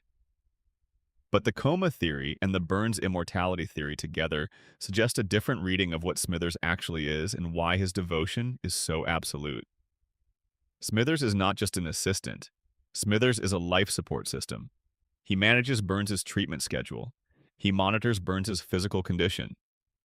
He intervenes when Burns is in danger. He maintains the infrastructure that keeps Burns alive. And he understands at some level that his absence is not merely inconvenient for Burns. His absence is lethal. If Smithers leaves, Burns misses a treatment. If Burns misses a treatment, Burns dies. This knowledge is the foundation of everything between them. It is not romantic feeling, or not only romantic feeling, that keeps Smithers in that office. It is the awareness that he is the only living person who fully understands the protocol that maintains Burns's existence. He is the custodian of Burns's survival. He cannot leave because leaving is murder, and Burns knows this. Burns has always known this. The show has established repeatedly that Burns is not sentimentally attached to Smithers in a way that would explain the employment relationship through emotional generosity. Burns is calculating. Burns values things in terms of their utility to him and I. And the utility Smithers provides is not secretarial efficiency or organizational competence, though Smithers provides both. The utility Smithers provides is the logistical management of Burns's continued survival. He is not an employee. He is, in the most literal sense, irreplaceable. And Burns's awareness of this, his recognition that Smithers' continued presence is not a matter of preference but of necessity, explains the unusual stability of the employment relationship in a man who has fired hundreds of others without a moment's regret. Smithers cannot be fired. Not really. Burns can pretend to fire him. Burns can perform the dismissal for emotional or theatrical purposes. But Burns cannot genuinely release Smithers from his role because genuinely releasing Smithers means genuinely dying. The power dynamic in their relationship is not simply employer and employee. It is, at a deeper level, a mutual dependency built on a secret that neither of them can afford to lose. Too expensive to die. There is a final way of understanding Burns's immortality that has nothing to do with medicine or radiation or the supernatural. It's purely economic. Every dollar Burns has ever spent, every institution he has ever corrupted, every politician he has ever purchased, every regulatory body he has ever compromised, every judge he has ever influenced, every media outlet he has ever owned or intimidated, all of it serves a single, overarching purpose. Keep Burns alive. Keep the treatments coming. Keep the empire running. Because if Burns dies, the entire system he built to protect himself collapses. And if the system collapses, someone might start asking questions about what it was built to protect. Burns isn't immortal because his body is indestructible. Burns is immortal because dying would be more expensive than surviving. The infrastructure of his survival is so deeply embedded in Springfield's economic and political life that dismantling it would require dismantling the town. And the town's economy depends on the power plant. The power plant depends on Burns's continued ownership. Burns's continued ownership depends on the treatments. The treatments depend on the infrastructure that Burns's wealth funds. It's a closed loop, a self-sustaining system where every component requires every other component to keep functioning. Springfield needs Burns alive because Springfield's economy cannot survive his death. And Burns cannot die because dying would mean his system finally has to face consequences. It has been deferring for over a century. He is not immortal. He is too expensive to kill. And in a town built on the premise that expensive things are allowed to keep running, regardless of the damage they cause, Burns will keep running indefinitely. He's not the oldest man in America because he's exceptional.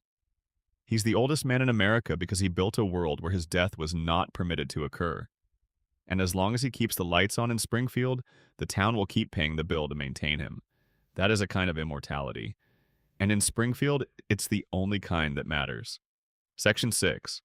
Mona Simpson and the Hidden War. The Lie That Built a Person. For the first 6 seasons of The Simpsons, Homer's mother was dead. This was the official story. Abe Simpson, Homer's father, told him his mother had passed away when Homer was young. He showed Homer a gravestone. Homer mourned. He grew up believing he was a boy whose mother had died and whose father was too emotionally distant to fill the void her absence created. He built an entire personality around this loss. A personality defined by desperate need for affection, compulsive people-pleasing, terror of abandonment, and the kind of emotional vulnerability that expresses itself as aggression and foolishness when it doesn't know how else to show up. Homer's clinginess toward Marge, the intensity of his attachment to her, and his paranoia about losing her, makes sense when you understand that he believes his mother left him permanently when he was 6 years old.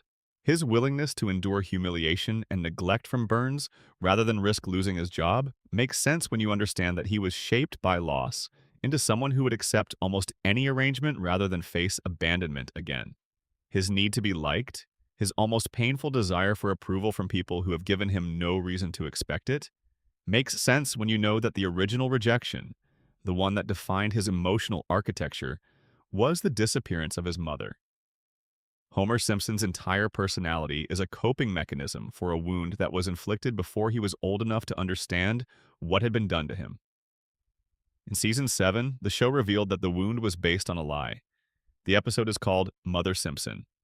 It aired in November 1995. It is widely considered one of the greatest pieces of work the show has ever produced. And it begins with Homer faking his own death to avoid working on a Saturday, a premise so deeply characteristic of him that you could be forgiven for not noticing at first that you're watching something that will change everything about how you understand the show's central character. Homer pushes a dummy off a cliff near the power plant. The town believes he's dead. When Marge insists he correct the official record, Homer goes to the Hall of Records to file the paperwork. And there he discovers that his mother is listed as alive. Not deceased. Living. The grave Abe showed him was wrong. The name on the stone belonged to a different person, a famous poet, whose grave Abe had been presenting as his wife's burial site for Homer's entire life. His mother was alive. She had always been alive. The Activist and the Billionaire. The story that Mona tells Homer when they finally find each other begins in 1969. Mona was living the ordinary life of a Springfield housewife. Married to Abe. Mother to young Homer. Comfortable, unremarkable, protected from the turbulence of the era by the specifics of her domestic situation. And then she was radicalized. The show depicts this transformation with the casual surrealism it brings to most things, but the underlying reality it describes is serious. Mona joined a group of activists. They had a legitimate target. They chose to act against a biological weapons laboratory owned by Charles Montgomery Burns. Let that settle for a moment. Burns didn't just own a nuclear power plant. He owned a facility dedicated to the production of biological weapons. In Springfield, the same town where he would later construct a nuclear reactor with 342 safety violations, the same town he would eventually poison through decades of deliberate neglect. Before any of that, Burns was manufacturing weaponized pathogens in a laboratory located in the community where Homer Simpson was growing up, where children played, where families went about their lives with no idea that the richest man in town was cooking up diseases in a building down the road. Mona's group broke in. They detonated what the show describes as an antibiotic bomb, destroying the biological agents stored in the facility. The raid was successful.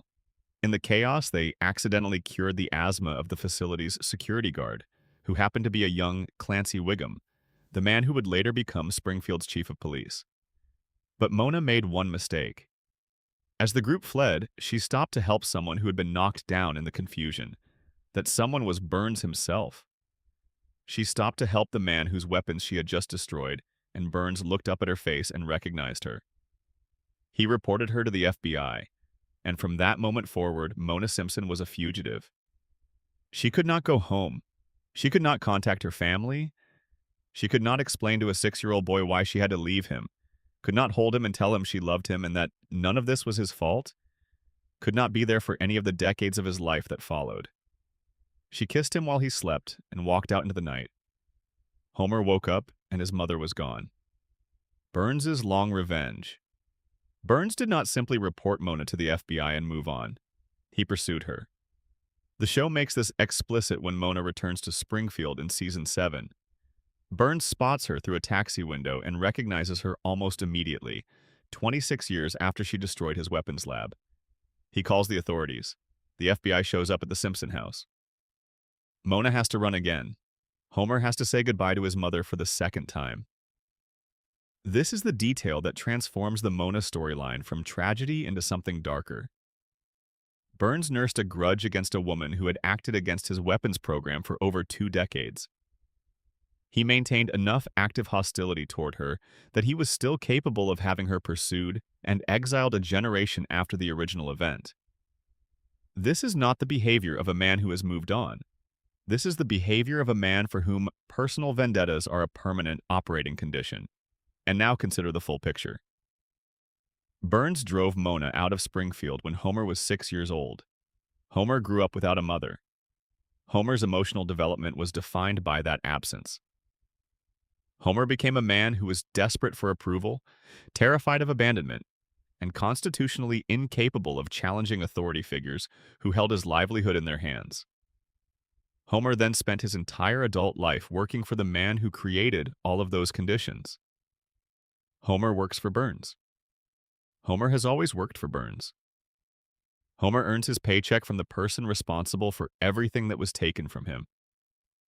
And Homer, whose cognitive impairment makes connecting these specific dots functionally impossible, has never understood the full architecture of his own suffering. This is not a coincidence. Burns didn't accidentally end up as Homer's employer. The show reveals later that an explicit arrangement exists between Burns and Grandpa Simpson that explains Homer's employment. Burns had committed some crime that Grandpa discovered. In exchange for Grandpa's silence, Burns guaranteed Homer a job at the plant regardless of his performance, no matter how many mistakes he made, no matter how many times he should logically have been fired, no matter how incompetent he proved to be. Homer would always have that job because the deal that protected it was made between his grandfather and his mother's persecutor, brokered in silence and never explained to the person it most affected. Homer's job security is not a cartoon convenience. It is a contractual obligation between 2 men who built a secret agreement on the foundation of one family's grief. And Homer, who works at the plant because the deal requires him to, and who cannot understand why his life feels like it was designed for someone else, cannot make these connections because his brain was shaped by the same loss that the deal was built on. Burns broke the Simpson family across 3 generations. He exiled the grandmother. He broke the father. He purchased the son's silence through the grandfather. And the son, working in Sector 7G with the faithful incompetence of a man who has been set up to fail since childhood, has never fully understood that the place he goes to every morning is owned by the architect of his own suffering. What Homer could have been. In a later season episode, Homer has the crayon removed from his brain, the one that has been lodged there since childhood, the one that the show treats as both a cause and a symbol of his impaired cognitive function. With the crayon out, Homer's IQ rises dramatically. He becomes intelligent, articulate, capable of sustained analytical thought. He can hold conversations that were previously beyond him. He can understand the world around him in ways he never could before. He becomes, for a brief time, the person he might have been if his brain had developed without the obstruction. And he is miserable. He sees Springfield for what it is. He sees his job for what it is. He sees the gap between his actual circumstances and the circumstances a person of his intelligence deserves, and the gap is unbearable. He is smart enough to understand how much has been taken from him and not capable of getting any of it back. He is brilliant in a town that punishes brilliance. He is articulate in a community that prefers the comfortable fog. He sees clearly in a place that was built deliberately and systematically to keep people from seeing. So Homer has the crayon put back in. He chooses stupidity. He chooses the fog. He chooses not to know. But the show never asks the question that this choice implies. How did the crayon get there in the first place? How does a crayon end up lodged in a child's brain without anyone noticing? How does Homer go through his entire childhood, his entire adolescence, his entire adult life, visiting Springfield doctors for regular checkups, and not a single one of them finds a foreign object in his skull? Either the medical establishment in Springfield is so comprehensively incompetent that they missed a crayon in a child's brain for 30 years, or someone knew it was there and chose not to remove it. The show never answers this, but it does establish that Burns has deep ties to Springfield's institutional infrastructure, including its medical community, and it establishes that a cognitively impaired Homer is more useful to Burns than a cognitively capable one. The crayon may be a metaphor for the ways that systems of power arrange to keep people small, or it may be something more specific and more deliberate, evidence of institutional compromise in a town where one man controls enough money and enough influence to shape even the most intimate details of individual lives. Homer chose to put the crayon back, but the choice was rigged from before he was old enough to make it. Burns shaped the conditions of Homer's life when Homer was 6 years old and his mother disappeared. Everything after that was a consequence of what Burns set in motion on the night Mona Simpson kissed her sleeping son goodbye and walked into the dark. Section 7. Maggie's Secret. The Baby Who Doesn't Speak. Maggie Simpson is 1 year old. She has been 1 year old for 36 years. She doesn't walk reliably. She communicates through pacifier sounds, through facial expressions, through the occasional pointed stare. She is, by every observable metric, an infant. And in those 36 years of observed infancy, she has shot a billionaire, commanded a daycare rebellion, saved her family from multiple life-threatening situations, solved problems that stumped adults 3 times her age, and demonstrated repeatedly a quality of analytical intelligence that should not exist in a child who has not yet learned to form complete sentences. But she has never spoken. Not meaningfully, not sustained, not in a way that lets anyone around her fully understand what she knows. This is treated by the show as a recurring gag, the baby who never develops, the punchline of a joke about how some things in Springfield simply don't change. And in the context of everything else we've been discussing about Springfield, it is, in its way, the most interesting thing about the most dangerous member of the Simpson family. Because Maggie isn't staying silent because she can't speak. Maggie is staying silent because she has decided not to. What the Daycare reveals. In 2012, the show released a theatrical short film called The Longest Daycare. It was screened before Ice Age, Continental Drift in cinemas. It was nominated for an Academy Award. It is 7 minutes long.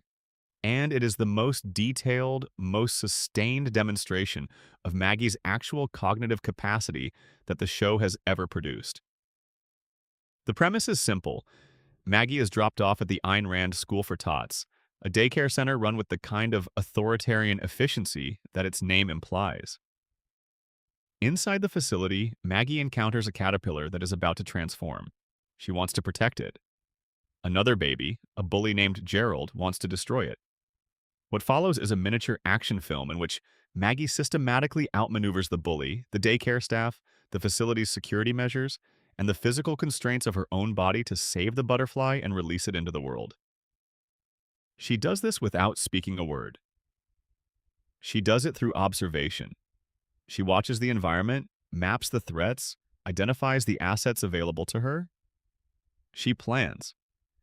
She executes multi-step plans that require timing and spatial awareness and an accurate model of how other people will behave in response to specific stimuli. She improvises when things go wrong, adjusting in real time to new information. She fails physically on multiple occasions, her body's limited coordination letting her down. And she compensates through problem-solving rather than brute force. Every decision she makes is correct. Every move she makes is optimized. Her body cannot keep up with her mind. She falls, she stumbles. She crawls when running would be more efficient. But her intelligence closes the gap between what her body can do and what her plan requires.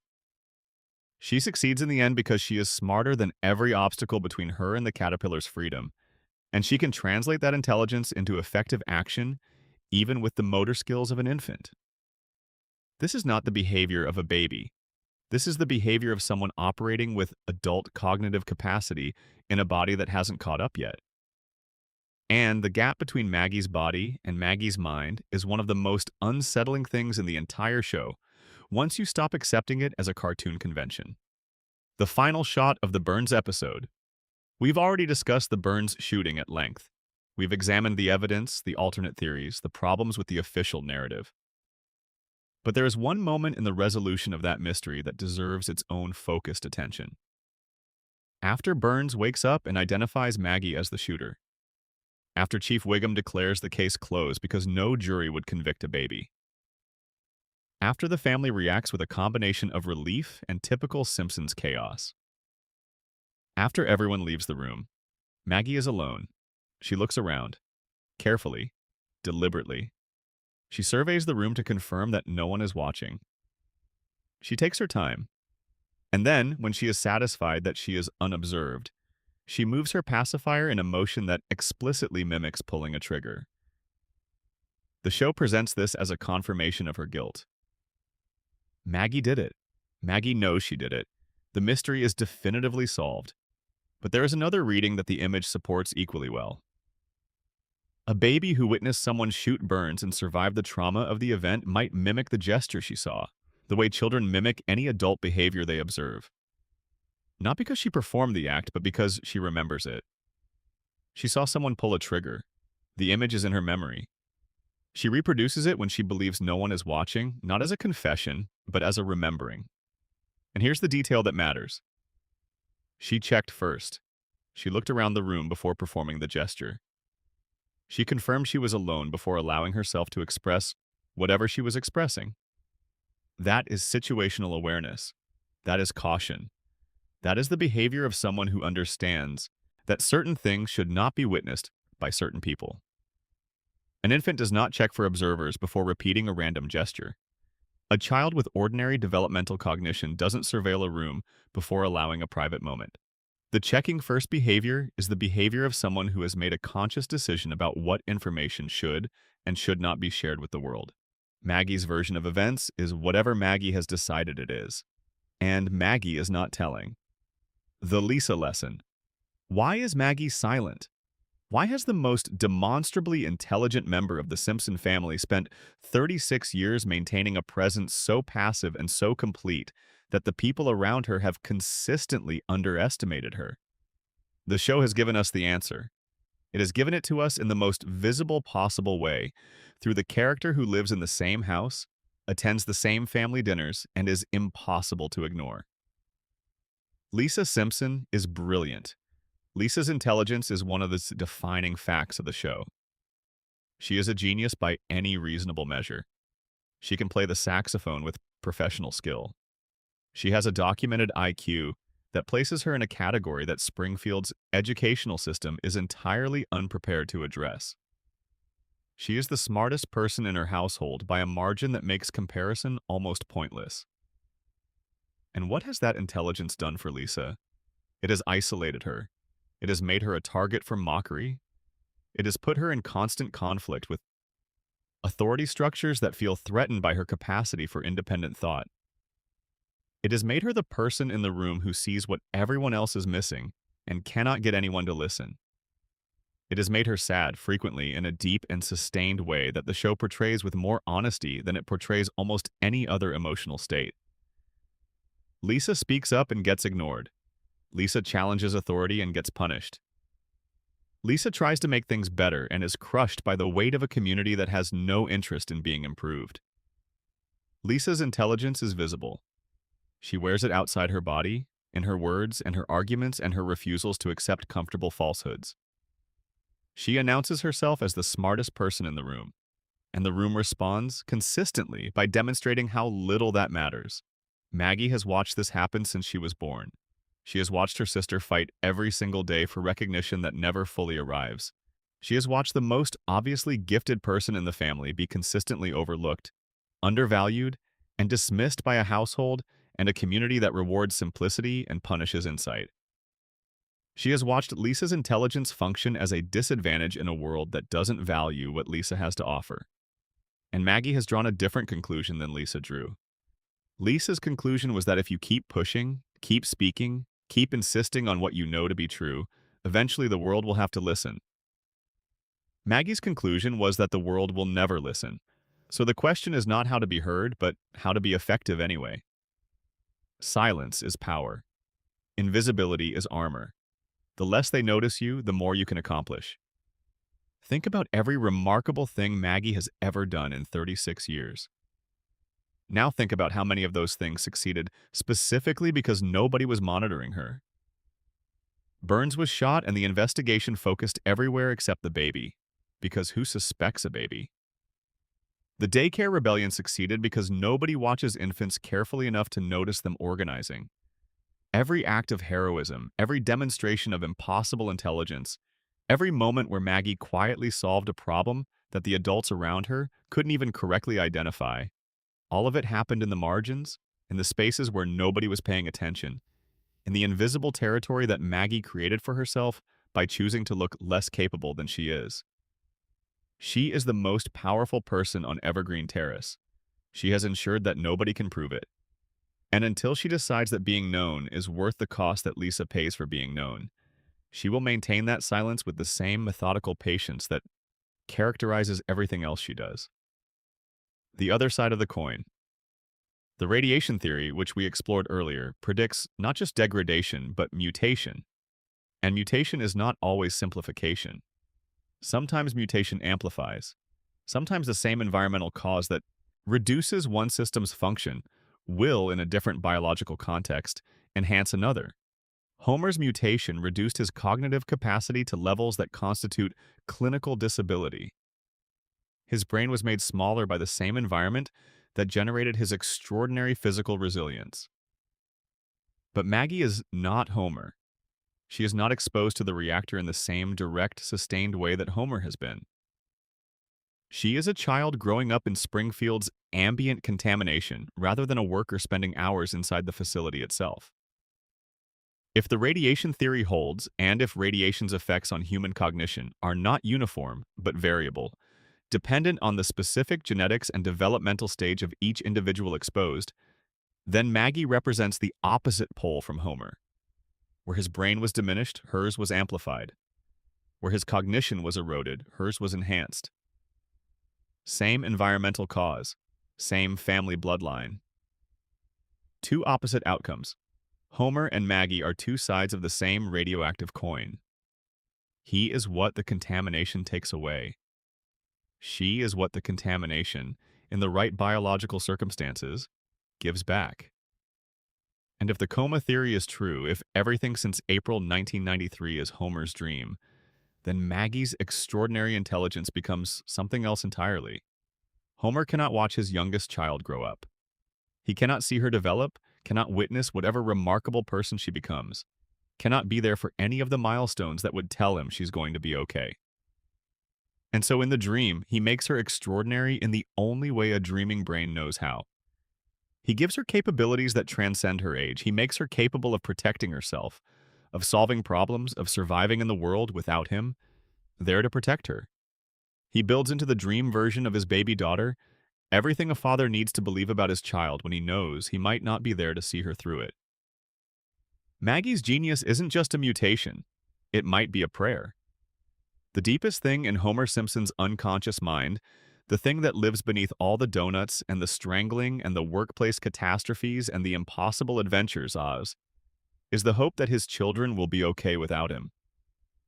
And the dream gave him one child who will always be more than okay.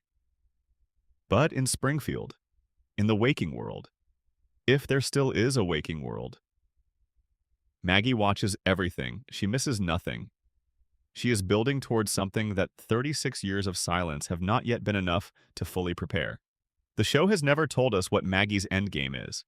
It has shown us glimpses. A baby who commands a room of infants. A child who saves a butterfly through pure strategic intelligence. A person who looked at everything Lisa suffered for being visible and made a different choice. But the full picture, what Maggie is waiting for, what she plans to do with what she knows, and what she's capable of, that remains the last truly unsolved mystery of the Simpson family. She's been watching for 36 years. She hasn't decided yet. Or she has decided and she's just waiting for the right moment. And in Springfield, the right moment is the one nobody sees coming. Section 8. Ned Flanders and the Programmed Saint. The man who does everything right. There is a specific kind of tragedy that belongs exclusively to people who follow all the rules in systems that don't reward rule following. People who do what they're supposed to do, who treat others with care and consistency, who meet every expectation that was set for them, and then look up to find that the meeting of expectations has not produced any of the outcomes they were promised. Ned Flanders is this kind of tragic figure. He just doesn't know it. Or more precisely, he was designed not to know it. On the surface, Ned is everything Homer is not. He is kind in ways that Homer never manages to be.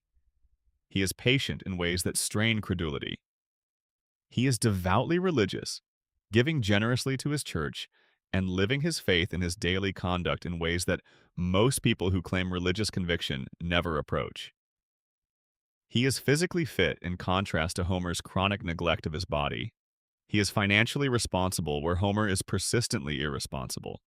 He is a good father, raising his two sons with care and consistency, and the kind of present, engaged attention that Homer provides only intermittently. He is, by every metric the show's universe applies, a better person than Homer in virtually every measurable way. And the show punishes him for it, consistently, across 36 years, with a thoroughness that begins to feel less like dramatic irony and more like indictment.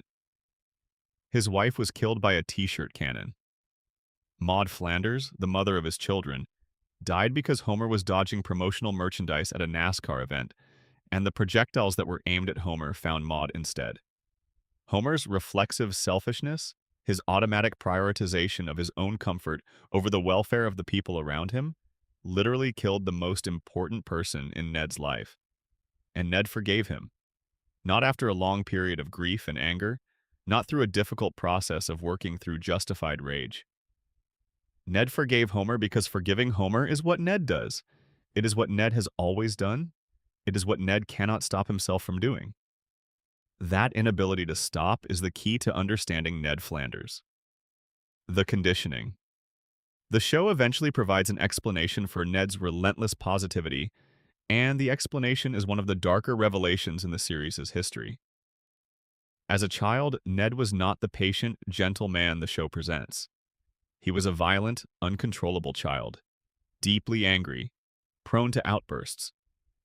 His parents, being representatives of a generation that rejected traditional authority and discipline, refused to impose any behavioral boundaries on him. They believed in radical permissiveness. They believed the child should express whatever he felt without restriction. And what Ned expressed, when given free rein, was rage. Eventually, the situation became untenable. Ned's parents took him to a psychiatrist. The psychiatrist undertook what the show describes as a process of behavioral modification, and what amounts to a systematic conditioning program aimed at suppressing Ned's aggressive impulses. The treatment worked. It worked so completely that the person who emerged from it had no visible trace of the child who went in. The anger was buried. The rage was sealed behind layers of trained cheerfulness and reflexive forgiveness, and an unshakable determination to see the best in everyone and every situation. Ned's kindness is not a character trait he developed through experience and choice. It is a psychological cage built around a feral child by a doctor who spent years rewiring his responses.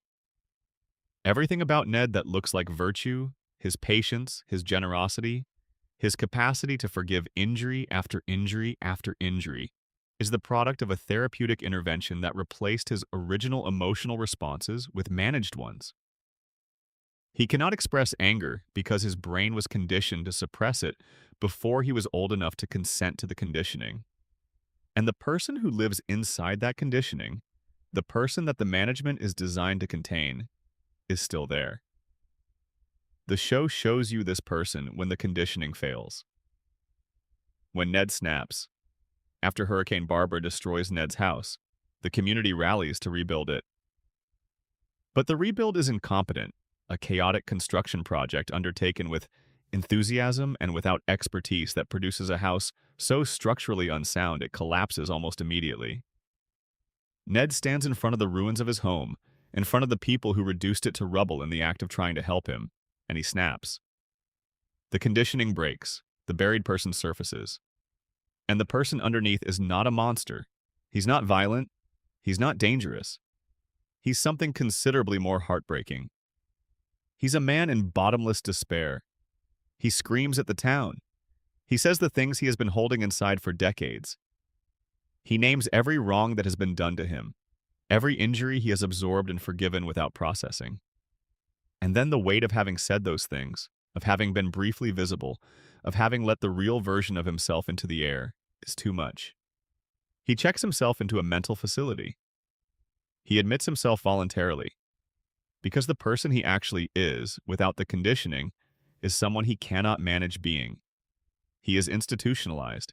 He is treated. He emerges with the conditioning intact, the cheerfulness restored, the forgiveness reflex operational. And everything goes back to normal. Ned goes back to being the best person on Evergreen Terrace. And the worst things that were ever done to him go back to being forgiven before they were fully felt. The God problem. There is a pattern in The Simpsons that becomes unmistakable once you have the context to see it. God talks to Homer, not metaphorically, not in dreams that are open to interpretation, in direct face-to-face conversations that the show presents as literally real, with a depicted deity who has a distinct personality and engages with Homer as a specific individual. Homer has met God twice. Homer has had actual conversations with the creator of the universe, received actual guidance, been shown actual divine attention. Homer, who sleeps in church, who skips services when he can manage to, who treats religion as roughly equivalent in importance to a good football game, has access to the divine in a way that the show depicts as genuine and repeated. Ned Flanders attends church every week without exception. Ned Flanders has dedicated his entire life to the practice of his faith. Ned Flanders reads scripture, teaches his children to pray, gives to his church, lives according to the principles he professes with a consistency that most people who describe themselves as religious never approach. Ned Flanders has genuinely and completely given himself over to a life of faith. And God has never spoken to Ned. Not once.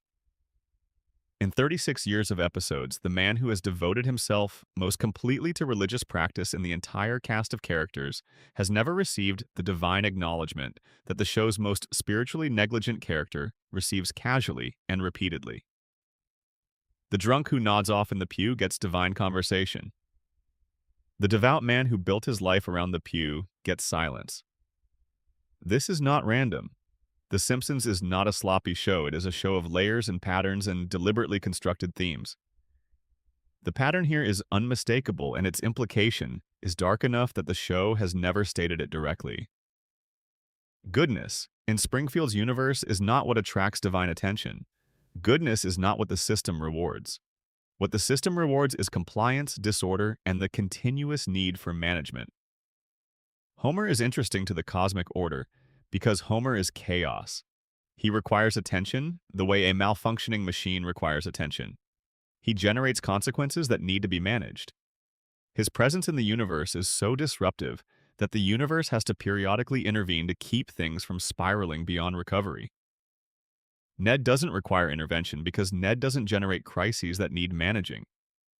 Ned runs on his conditioning. He is self-regulating, stable, functioning within acceptable parameters. The divine doesn't talk to Ned because, from the cosmic perspective depicted by the show, Ned doesn't need talking to. He's already doing what he's supposed to do. He's already compliant. The system can leave Ned alone because Ned was programmed to leave the system alone. Homer gets divine attention because Homer is the problem. Ned gets silence because Ned is the solution. And in a universe that organized around maintaining equilibrium rather than rewarding virtue, the solution is less interesting than the problem. Ned Flanders is the saddest character in The Simpsons, Not Homer, who is too cognitively impaired to maintain sustained awareness of his own suffering, who lives in a fog that buffers him from the full weight of what his life actually is. Not Lisa, who is young enough to still believe things might improve, who has the resources of her own intelligence to construct hope from. Not Burns, who has arranged the world to serve his interests too completely to feel what the arrangement costs others. Ned. Because Ned does everything right and the universe is indifferent to what he does.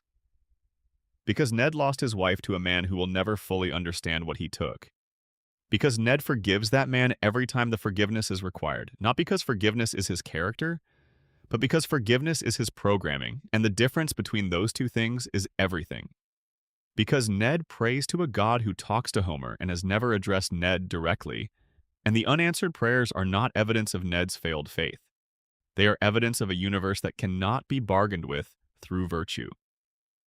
Ned Flanders is what you get when you do everything right in a system that doesn't reward rightness. And the show keeps him next door to Homer so you can never forget what the comparison means.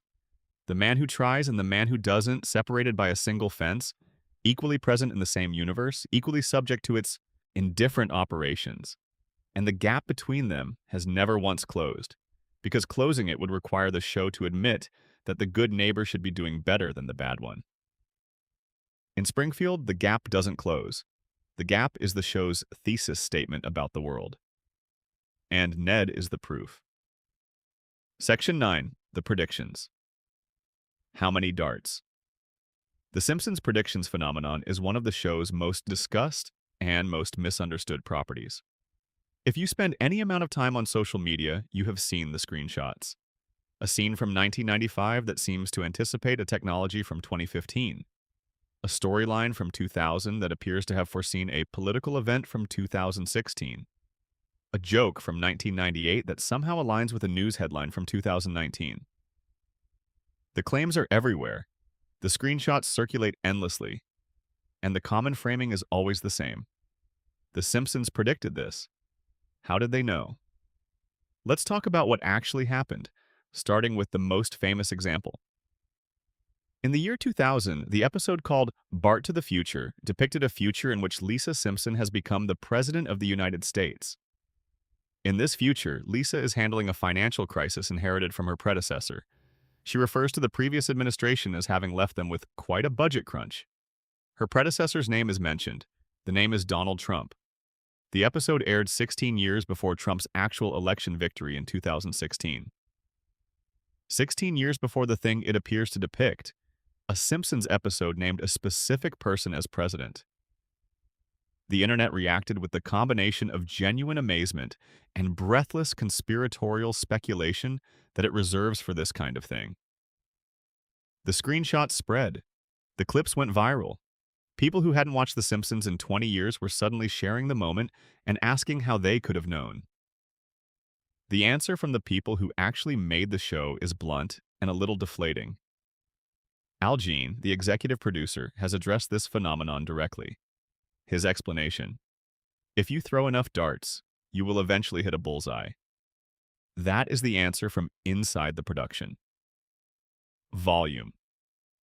The show has made nearly 800 episodes across 36 years. Each episode contains dozens of satirical observations, comedic predictions, and cultural extrapolations. When you generate that much content over that long a period, statistical probability guarantees that some portion of it will align with future events. Bill Oakley, who was a showrunner during some of the show's most celebrated seasons, stated it plainly. There are very few cases where The Simpsons truly predicted something. Most of what looks like prediction is coincidence generated by the sheer volume of the show's output and the cyclical nature of history and human behavior. Fact-checking organizations have systematically evaluated many of the most popular claimed predictions and found that the majority have mundane explanations. The Simpsons did not predict a Trump presidency in any mysterious sense. Trump had been publicly discussing running for president since the late 1980s. By 2000, the idea of a Trump presidency was not a bolt from the blue. It was the logical, satirical extension of a trend that was already visible to anyone paying attention. The writers didn't need prescience. They needed to observe that celebrity culture and political culture were converging in a specific direction and then push that observation toward its absurd but recognizable conclusion. The same logic applies to most of the other celebrated predictions. The Disney acquisition of Fox, depicted in a 1998 episode, didn't require the writers to see the future. It required them to observe that media consolidation was an accelerating trend and to extrapolate it forward. The smartwatch, depicted in a 1995 episode, didn't require prophetic insight. It required the awareness that technology was getting smaller and more personal and the imagination to picture what a wrist-mounted computer might eventually look like. The Simpsons writing staff has historically been one of the most educated in television. Multiple writers hold advanced degrees from elite universities in fields including mathematics, computer science, political theory, and the hard sciences. These are not people pulling guesses from the air. They are intelligent, well-read observers of American culture who spend their careers studying trends, analyzing patterns, and pushing current trajectories toward their logical but absurd endpoints. They're not predicting the future. They're reading the present more carefully than most people do and extrapolating it forward with the kind of analytical rigor that comes from a room full of people who genuinely understand the systems they're satirizing. The confirmation bias engine. But there is another piece to the prediction phenomenon that is even more important than the statistical argument. And it's the reason the phenomenon doesn't go away, even when you understand the statistics. The internet is the most powerful confirmation bias engine ever built. When a Simpsons prediction appears to come true, screenshots appear on social media within hours. The posts spread. People who see the post share it with their own audiences. The algorithm promotes content that generates engagement, and content that generates engagement is content that feels surprising and meaningful and worth reacting to. The confirmed predictions become visible. They circulate. They are remembered. They become part of the shared cultural conversation about the show. The predictions that didn't come true are nuns, are invisible, the jokes about jetpacks, the storylines about political developments that went the other way, the technology predictions that never materialized, the cultural shifts that were anticipated and didn't happen. Nobody is taking screenshots of the Simpsons moments that turned out to be wrong. Nobody is sharing them. Nobody is building a viral social media post around the fact that a 30-year-old cartoon got a specific thing wrong. The miss is forgotten. The hit is celebrated. And when you take a show with nearly 800 episodes containing thousands of satirical observations and filter those observations through a confirmation bias engine that only makes the accurate ones visible, the result looks like prophecy. It isn't. It's the natural consequence of having a very high volume of content evaluated by a mechanism that only preserves the part that seems impressive. This is worth stating not to diminish the show's achievement, which is genuine, but to understand it correctly. The show isn't prophetic because it has supernatural insight. The show appears prophetic because it produced more content than almost any other show in television history. Because the content was written by people with genuine analytical intelligence. And because the internet has built a perfect machine for making only the accurate predictions visible. When the statistics aren't enough. And yet, there are some predictions that resist the statistical explanation more than others. Not because the statistical argument is wrong, but because certain specific coincidences are precise enough that the margin between lucky accuracy and genuine insight becomes very narrow. The Trump prediction didn't just forecast that a celebrity might become president, it specified Trump by name. And the episode shows him descending an escalator in a sequence that visual matches the actual announcement he made in 2015. Not approximately, specifically. An escalator descent in a way that became one of the defining images of his actual campaign announcement. Whether this is an astonishing coincidence or evidence that the show's writers extrapolated current behavior with remarkable specificity, it is at minimum striking. The episode about Siegfried and Roy, in which a white tiger attacks one of the performers, preceded by several years the actual 2003 incident, in which Roy Horn was severely injured by a white tiger during a performance. The show didn't just predict that something dangerous might happen with exotic animals in a Las Vegas act. It predicted the specific animal and the specific type of incident that would occur. The 1993 episode depicting a flu virus originating from Asia and spreading to cause mass panic and supply shortages felt, to viewers watching in 2020, less like a coincidence and more like something being described from memory. Not just the broad strokes of a pandemic storyline, but specific details: the buying behavior, the specific chaos of the search for remedies, the ambient panic of a community that doesn't know what it's dealing with.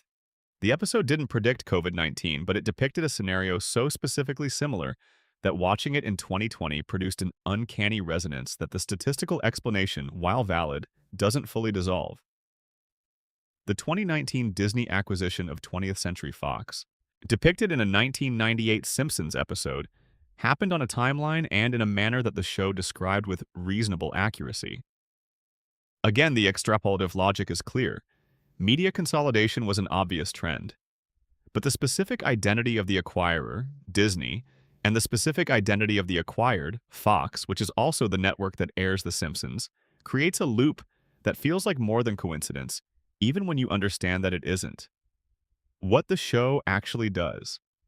There is a meta-theory about the prediction phenomenon that is more interesting and more genuinely unsettling than any conspiracy about time travel or prophetic writing staffs. The Simpsons doesn't predict the future. The Simpsons shapes it, not through magic, through cultural influence. The show has been running for longer than most of its current audience has been alive. Its jokes have become part of the American lexicon. Its observations have become part of how Americans understand their own culture and their own history. When The Simpsons makes a joke about something, that joke enters the cultural bloodstream. Millions of people see it. It becomes a reference point. It becomes something that people think about when they encounter the real-world version of what the joke depicted. When The Simpsons depicted a Trump presidency in 2000, that image went into the cultural memory of millions of viewers. When Trump ran for president in 2016, that memory was activated. For many people, the first association they made with the Trump candidacy was the Simpsons episode. The joke didn't predict Trump's run. The joke made Trump's run feel familiar. It primed the cultural imagination. It made the idea of a Trump presidency feel less like a shocking impossibility and more like an obvious punchline that had already been written. And when the punchline arrived, the cultural response wasn't shock. It was recognition. The show didn't see the future. The show made the future feel like something we'd already been shown. And in a culture saturated with media, the difference between having seen something and having been culturally prepared to see it becomes functionally meaningless. We recognized it because the show had already placed the recognition in our minds, years before the event that triggered it. Springfield doesn't reflect America. America has become Springfield. The show held up a mirror for 36 years, and we stared into it long enough that we started to resemble what we saw. The nuclear plant, the indifferent billionaire, the incompetent government, the population too distracted to notice how thoroughly it's being managed, the endless cycle of crisis and recovery and reset without consequence. These aren't predictions of where America was heading. These are descriptions of where America already was. The show just wrote them down first, and we recognized them when they fully materialized because we had already been shown. Section 10. The Springfield Denial Machine. The Vote, Season 9, Episode 2, September 28, 1997. The Principal and the Pauper. This is widely considered the worst episode of The Simpsons by a significant portion of the show's fan base. It has been condemned as a betrayal of the show's continuity. It has been called the moment the writers stopped caring about the internal consistency of the world they had built. Harry Shearer, who voices Principal Skinner, publicly expressed his displeasure with the storyline. Critics identified it as the show's shark jump moment, the point after which nothing could be trusted. But the condemnation, as passionate and widespread as it has been, misidentifies what the episode actually did. The episode didn't break The Simpsons. The episode revealed what The Simpsons had always been. It just said the quiet part out loud, loudly in front of everyone, in a way that the audience found unbearable to hear. Here is what happens. Springfield Elementary holds a celebration for Principal Skinner's 20 years of service. In the middle of the celebration, a stranger arrives. He introduces himself as Sergeant Seymour Skinner, the real one, a decorated Vietnam War veteran who is believed dead after being captured as a prisoner of war. He survived, he escaped, he came home, and he found that someone else had taken his life. The man Springfield has known as Principal Skinner for 2 decades is revealed to be an imposter. His real name is Armin Tamzarian. Before the war, he was a petty criminal, a street kid with no family, no future, no identity worth claiming. He served in the same unit as the real Skinner. When Skinner was captured and presumed dead, Tamzarian traveled to Springfield to deliver the news to Skinner's mother, Agnes. Agnes assumed he was her son. She needed him to be her son. And Tamzarian, who had never been needed by anyone, allowed himself to become the person Agnes needed him to be. He took the name. He took the rank. He took the life. He took the mother. He spent 20 years building himself into a person he had no right to be, filling a space that didn't belong to him, and in the filling of it becoming, arguably, more Seymour Skinner than the actual Seymour Skinner had ever had the chance to become. And then the real Seymour Skinner walked through the door. The truth was out. The deception was complete and exposed and undeniable. The entire town knew. Both Skinners were present. The evidence was overwhelming. And Springfield held a meeting, not to determine how to prosecute the imposter, not to restore the real Skinner's identity, not to figure out what legal or moral obligations the community had in light of what had been revealed. Springfield held a meeting to determine whether to acknowledge the truth at all. The vote was unanimous. They chose the fake. They voted to keep the lie. Judge Snyder issued a legal decree that Tamzarian was the real Skinner. The actual Seymour Skinner, the war hero who had survived a prisoner of war camp and returned to find his identity stolen, was tied to a railroad car and physically removed from Springfield. And the judge made it explicitly illegal, under penalty of torture, to ever mention what had actually happened. Ever again. The show is not subtle about this. It shows you the mechanism directly. A community collectively decided that the truth was less valuable than their comfort. They had definitive proof of a fundamental deception at the heart of their public life. They had the real person standing in front of them. And they exiled him and made his truth a crime. What this actually means. Fans hated this episode because it felt like a betrayal. Everything they knew about Skinner was based on a fiction. His military service, his relationship with his mother, his long, complicated dynamic with Bart, his entire identity, all of it retroactively false, retroactively hollow, built on a lie. But that is exactly the point. That is what the episode is telling you. Not just about Skinner, but about Springfield. About the town's relationship with reality. About the mechanism that allows Springfield to keep functioning despite everything that is obviously and demonstrably wrong with it. Springfield has always operated this way. The town has always chosen comfortable lies over uncomfortable truths. The town has always agreed to forget whatever doesn't fit the narrative. The only difference in the principal and the pauper is that the show let you watch the process happen in real time. It let you see the vote. It let you hear the decree. It let you watch the truth being literally tied to a train and sent away from the community that produced it. Every other time Springfield resets after a catastrophe, the forgetting happens off-screen between episodes. The dome comes down, and by the next episode, nobody mentions it. The nuclear near-miss is averted, and by the following week, it has evaporated from the town's collective memory.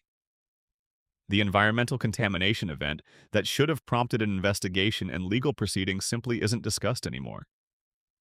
The show presents these resets as an unexamined convention of episodic storytelling. But The Principal and the Pauper is the show pulling back the curtain and showing you that these resets are not passive. They are acts. They are choices. They are Springfield choosing, collectively and deliberately, not to know what it knows. The real Seymour Skinner is the episode's central metaphor. He is a man who shows up with proof that the official narrative is false. He has documentation. He has a name. He has a face and a history and a legitimate claim on his own identity.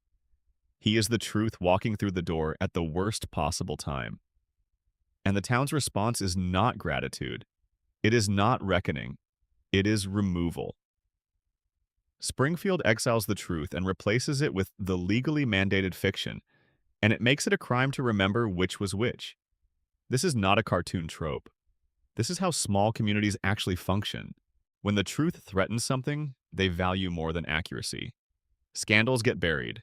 Crimes get explained away. Uncomfortable histories get revised until the official version is the only version that anyone who grew up in the community is willing to repeat. The principal and the pauper is the Simpsons being honest about something that American culture in general is very reluctant to acknowledge directly. That communities often prefer managed fictions to the cost of confronting real ones. And the Springfield pattern, the reason nothing sticks, the reason the same mistakes keep happening without consequence, the reason the plant keeps running and Burns keeps thriving, and Homer keeps failing upward and the water keeps flowing yellow and nothing ever fundamentally changes, is because changing would require remembering. And Springfield has decided that remembering is the one thing it cannot afford to do. If they remembered the dome, they'd have to acknowledge the pollution. If they acknowledged the pollution, they'd have to confront the plant. If they confronted the plant, they'd have to challenge Burns. If they challenged Burns, the economy would collapse. And if the economy collapsed, the town would have to face what it has been, what it has allowed itself to be for all the years it was choosing not to know. So the town forgets. It votes to forget. It makes remembering illegal. And the last honest man in Springfield gets tied to a train and expelled from the community he was trying to save. That's not a comedy beat. That is a structural description of how denial works when it becomes load-bearing.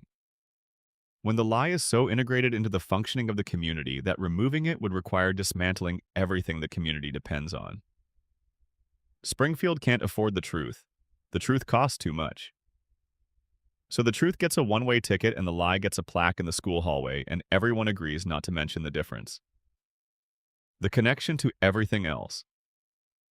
Every major theory about Springfield connects to this episode.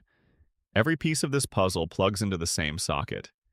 If the radiation theory is correct, then the denial machine is part of what makes the radiation possible. A community that understood what was happening to it would stop it. A community that remembers its own history would recognize the pattern. The denial isn't just about Principal Skinner. The denial is about everything. The three-eyed fish, the glowing billionaire in the forest, the children with four fingers. All of it is being managed by the same collective agreement not to look too closely at anything that might require a change. If the coma theory is correct, then Homer's dreaming mind invented the principal and the pauper story specifically because it models the world Homer needs the dream to be. Homer needs to believe that a fake life can replace a real one, and that the community will agree to honor the replacement. Because the fake life Homer is living, the dream life in the coma is exactly that. A stolen identity, a life that belongs to the waking Homer who is not there to live it. And as long as Springfield keeps voting to maintain fictions, keeps passing legal decrees that lies are truths and truths are crimes, Homer's unconscious mind can keep telling itself that what it's doing is survivable, that the dream can hold. And if the Burns conspiracy is correct, if the entire structure of Springfield's economy and political life has been built to serve Burns's interests and protect his empire from scrutiny, then the denial machine is Burns's most essential tool. Not the money, not the political influence, not the medical infrastructure. The town's learned and practiced inability to sustain its own memory of inconvenient facts. That is the thing that keeps the plant running. That is the thing that keeps Homer employed. That is the thing that keeps the three-eyed fish from ever becoming the beginning of an investigation that ends with the truth about Springfield's water supply in a federal courtroom. Springfield forgets because Burns needs it to forget. And Springfield is so good at forgetting, has been doing it for so long, that the act of not knowing has become as natural and as automatic as breathing. It doesn't feel like denial anymore. It feels like normal. It feels like just how things are around here. Armen Tamzarian is still pretending to be Seymour Skinner. Springfield is still pretending everything is fine. And the real Seymour Skinner is somewhere down the railroad track, the last honest man in a town that made honesty a crime, carrying the truth that nobody wants to hear about a place that will never be found on any reliable map. Section 11. Hans Mollman and the Body Count. The man who dies and keeps dying. Let's take a short detour before the closing because there is a character in The Simpsons whose existence raises questions that none of the major theories has fully addressed, and whose story is one of the strangest subplots in the show's entire history. Hans Moleman appears in the background of Springfield, small and ancient and nearly blind, wearing a hat that seems too large for his diminished frame. He exists primarily to suffer. He gets hit by cars. He gets crushed by objects. He gets buried alive. He gets attacked by animals. He gets struck by lightning. He gets set on fire. He walks into traffic and disappears under wheels. He has been killed, by a conservative estimate, dozens of times in regular canonical episodes. Not in Treehouse of Horror episodes. Not in dream sequences.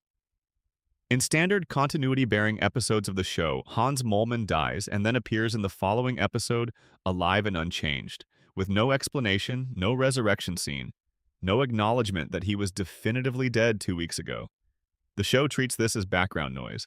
Hans Moleman dies a lot. It's funny, don't think about it. But here's the thing about Hans Moleman that makes this impossible to fully dismiss. He once stated his age as 31 years old. 31. Look at him. He appears to be in his late 80s at minimum, possibly older, a tiny, diminished figure whose every feature speaks to extreme age. If he is telling the truth about being 31, and there is nothing in the show to indicate that he is lying, then something has aged him catastrophically beyond his years. Something took a man in his early 30s and compressed what should have been half a century of aging into whatever interval separates the person he should be from the person he appears to be. Something that the radiation theory would predict. Something that severe sustained radiation exposure could do to a human body. The most extreme version of what the contamination has done to every body in Springfield. The person who is either exposed most severely or whose biology responded most dramatically to the ambient contamination, or who for some reason drew the shortest straw in the cellular lottery that Springfield's nuclear environment conducts on its residents. And then there is the dying itself.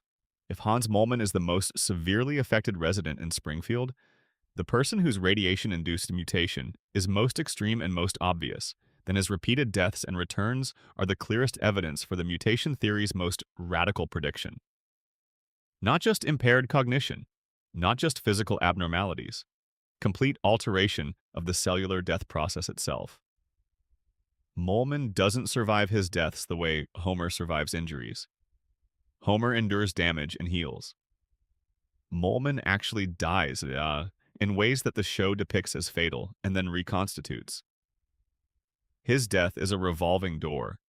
Whatever the contamination has done to him at the cellular level, it has done something to the processes that normally make death permanent. The coma theory has a simpler reading. Moleman is a minor character in Homer's dream, a piece of background furniture that Homer's unconscious mind doesn't maintain with careful continuity. He dies because the dream lets minor characters lapse. He returns because the dream needs him to populate the next episode's crowd scenes. He is not a person in this reading. He is a prop. A recurring element of the dream's set dressing that gets broken and reassembled without the dreaming brain noticing the inconsistency. And the collective denial theory suggests that Springfield has simply agreed not to notice the pattern. A man dies publicly and repeatedly in front of witnesses, and nobody investigates. Nobody calls for accountability. Nobody asks how he keeps coming back. The town has normalized Moleman's death cycle alongside every other normalization it has enacted. He's just part of the landscape, the dying old man who keeps showing up. Another thing in Springfield that doesn't make sense and that nobody will be asking about. Moleman's story is the show's most sustained admission that Springfield exists outside the normal rules of biological reality.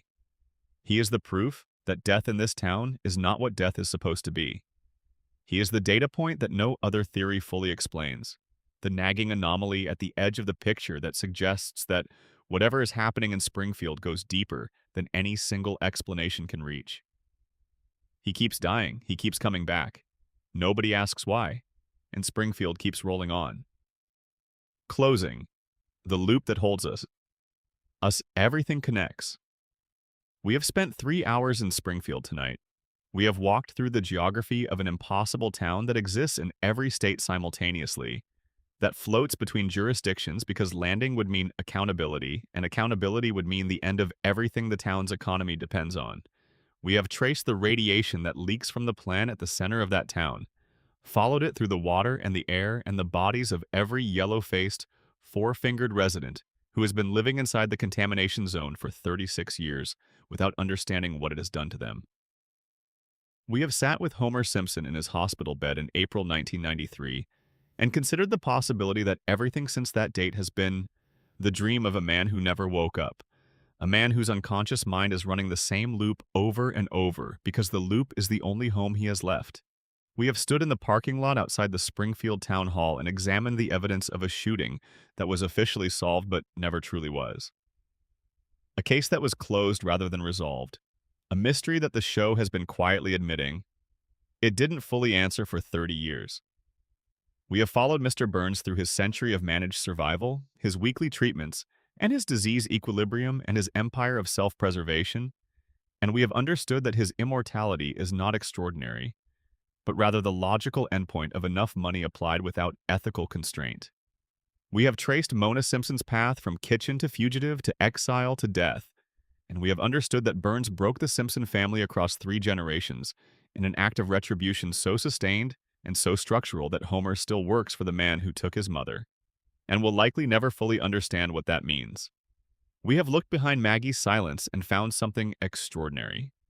And we have watched Ned Flanders forgive Homer for his wife's death because Ned's brain was built not to let him do anything else. Every theory in this video is different.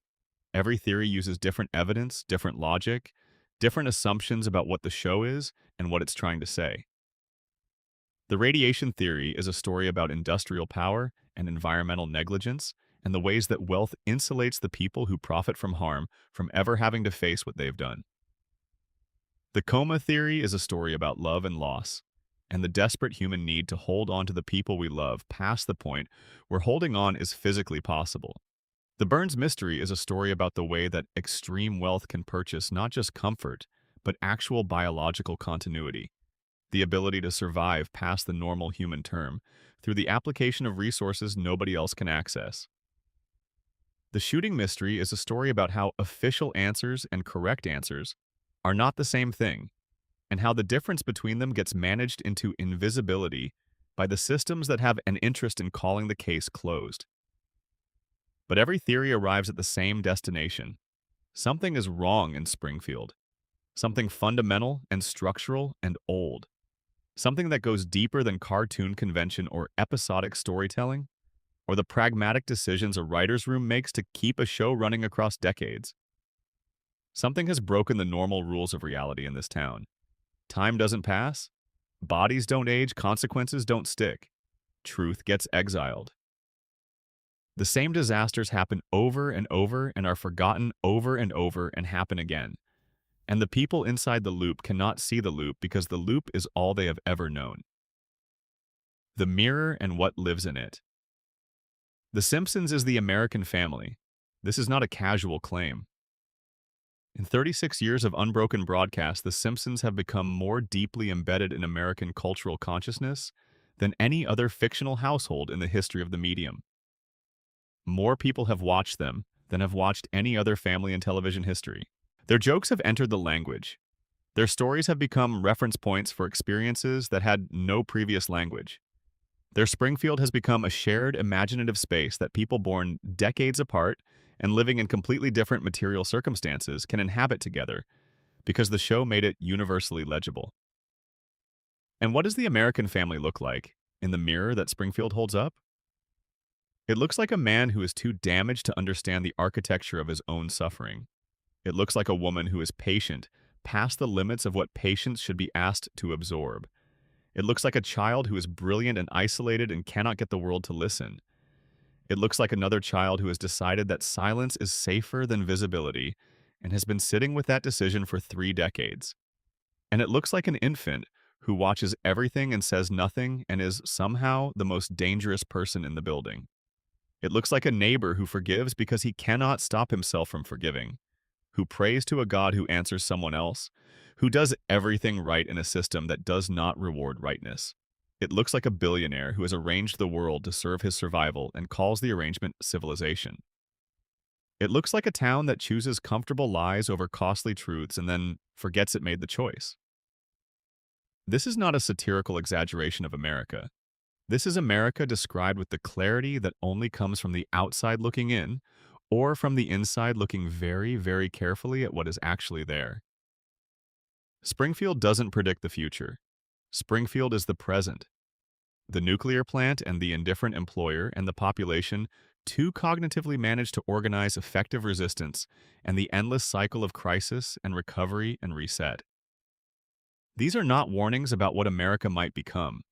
These are descriptions of what America has been for long enough that we stopped noticing. The show held up a mirror for 36 years. We stared into it long enough to start resembling what we saw. And now, when we look at Springfield, we feel the thing that the coma theory calls recognition. The sense of seeing something we have already been shown, the uncanny familiarity of a place we have never been, that somehow feels exactly like home. Why we can't let go. The Simpsons has 36 seasons, 788 episodes, and after all of that, after all the theories and all the mysteries and all the evidence we have examined tonight, the biggest mystery is still the simplest one. Why can't we let them go? Why, 3.5 decades after the first episode aired, are people still watching, still theorizing, still building elaborate frameworks to explain the impossible things that happen in an animated town that nobody can locate on a map? The show itself has offered the answer, if you're willing to hear it. In the floating timeline episode, in the coma theory's emotional core, in every flash forward that glimpses the future and then seals it away again. We can't let The Simpsons go because letting them go means acknowledging that we are older. It means admitting that the world we grew up in, the world the show arrived in and became inseparable from, has been replaced by a different world that we are still learning to navigate. It means looking at the couch we sat on as children, watching those first episodes, and understanding that the couch is gone, or in someone else's house, or worn out beyond recognition. It means measuring the distance between ourselves and the version of ourselves that first met Homer and Marge and Bart and Lisa and felt, for reasons we couldn't fully articulate then, that something in this show was true about our lives. As long as The Simpsons is on, that distance doesn't have to be measured. The show holds the past in place. Bart is still 10. Lisa is still 8. The opening credits still play with the same piano riff. Homer still races home and slides into the couch exactly where we always expected him to land. The world outside has changed in ways that sometimes feel vertiginous. But Evergreen Terrace holds. That is the loop. That is what we built when we started watching and never stopped. A place that doesn't age, that doesn't change, that absorbs every catastrophe and resets to normal, because normal is what we need it to be. We pressed pause in 1989, and we never pressed play. And now the loop holds us as much as it holds them.